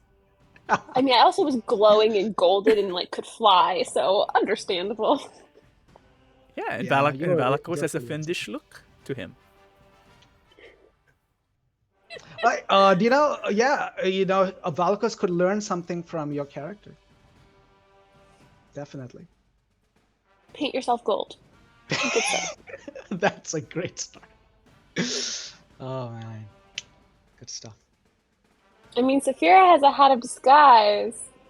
If you ever want to roll into town and look like completely different, I don't think she's not actually wearing it anymore. She's not attuned to it, unless he has some weird stealth mission she needs it for. So, if anybody ever wants to try it out, it is up for grabs.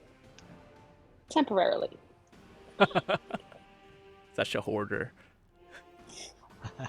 It was a very important item to her for a very long time. She's sentimental about it. Well, she wouldn't tell anybody that. All right. ¿Qué más? So I have the Sinner's Sanctum. You heard all about the stories about or rumors about the Sinner's Sanctum. Actually, I didn't. There's one thing I didn't hear again, but that's fine. What? The mercenaries invited to the ball. You found an artisan. You found a proprietor of a bookstore, mundane books. Valakos began working on the temple, acquired the registration, the location, and now setting it up and making a plan of how to establish a sanctuary for Gond. Managed to, or have an idea and have the materials and the finished products in preparation for the gifts to Zeke. Some activities or really small events while walking around town.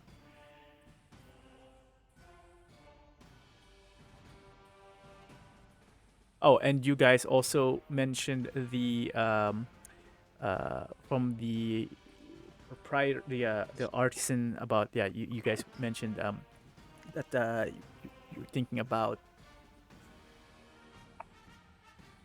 getting a separate gift for Lady Aramis. The blinds here. okay. Yeah. So that's all I've heard, and okay. No, When Blue, you what do we say it like that, forget? Okay, cool, awesome. Make sure that Jeff hears about it. It will review again next time. I heard what I've heard. We have a recording, so good. Maybe I'm just talking like this just to pretend there's something else more sinister than. I know Blution always likes to keep us on our toes. Well, let's see. I guess there was the Cathmill rolled blow to learn about the Blessed Angels. I mean, what's there to find out about the Blessed There Angels? was nothing to find out. They're the Blessed Angels. Yeah. You already know about the Blessed Angels. They're, Things were given. appears to be very lawful, following the rules. Follow the rules. No Blessed Angels. All good. There are some rules. I mean, but they kind of make sense. The time after a coup, you just have to be very, very strict just to make sure. Sarah, have you seen Vinland Saga? Oh, you haven't? Okay. I recommend it to you and Jeff. It's an anime. Yeah. Pretty good. Have you seen it, Max? Vinland? Okay, it's Vikings. Vinland Saga. Oh, shit. Yeah. It's historical fantasy, obviously, but yeah. Cool. I recommend it. They're in season 2 right now.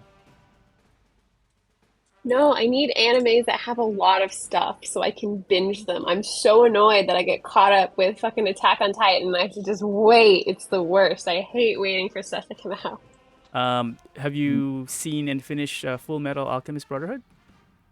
No, I've seen a little bit of it. up. I started during the pandemic, and it was like a little bit too dark, so I stuck it on the shelf for a little bit. Okay, because I was gonna say that's 64 episodes and that's done, or 54, Okay, something yeah. like that. I will watch it at some point. That's not many episodes though. Okay. Well, I mean, unless you guys are watching One Piece, I mean, I mean, we did watch all of Naruto because we're insane. So Wait, all of it? You all, guys were talking about it. You guys were like halfway through it, which was like sometime last year. oh no, we finished it Jeez. very quickly. Wow. I mean, we haven't seen Boruto, but all of Naruto and Naruto Shippuden like took us less than 6 months. I think it's like 900-ish episodes and 8 movies or something like that. Yeah. crazy. Dedication. Anyway, the reason why I brought up Vinland Saga, I was gonna make a reference, but none of you and Show I don't even have to ask since he doesn't watch anime, unfortunately. Wait, 900 episodes? Are they 30-minute episodes or hour long? They're 30-minute, well, like 20 minutes because commercials. How many seasons is that? So many. I don't even know. With a lot of fillers. With a lot of filler, which I watched. I don't know if I'd recommend that. Okay, so I can't make that reference, but I was just picturing a scene in Vinland Saga. Maybe I've said too much. Anyway, all good. I was just recently inspired because I just rewatched it. Okay. Okay. So we'll try again. If I'm still able next week, depending on what my meeting, how my meeting goes tomorrow, and the rest of May will be for me. Well, good luck. Yeah, good luck with that, man. All right. With that, I would close the session. Yeah. Okay. Roll high in your charisma, Blue. I believe in you. Yeah. I cast bless on you. Guidance. Guidance. Nah, everything will pass regardless. One way or the other, it's just gonna be a little drop in. It's like just a small ripple in a big lake. Not gonna be that important, but whatever. Alrighty, guys. With that, See everybody. Bye. bye.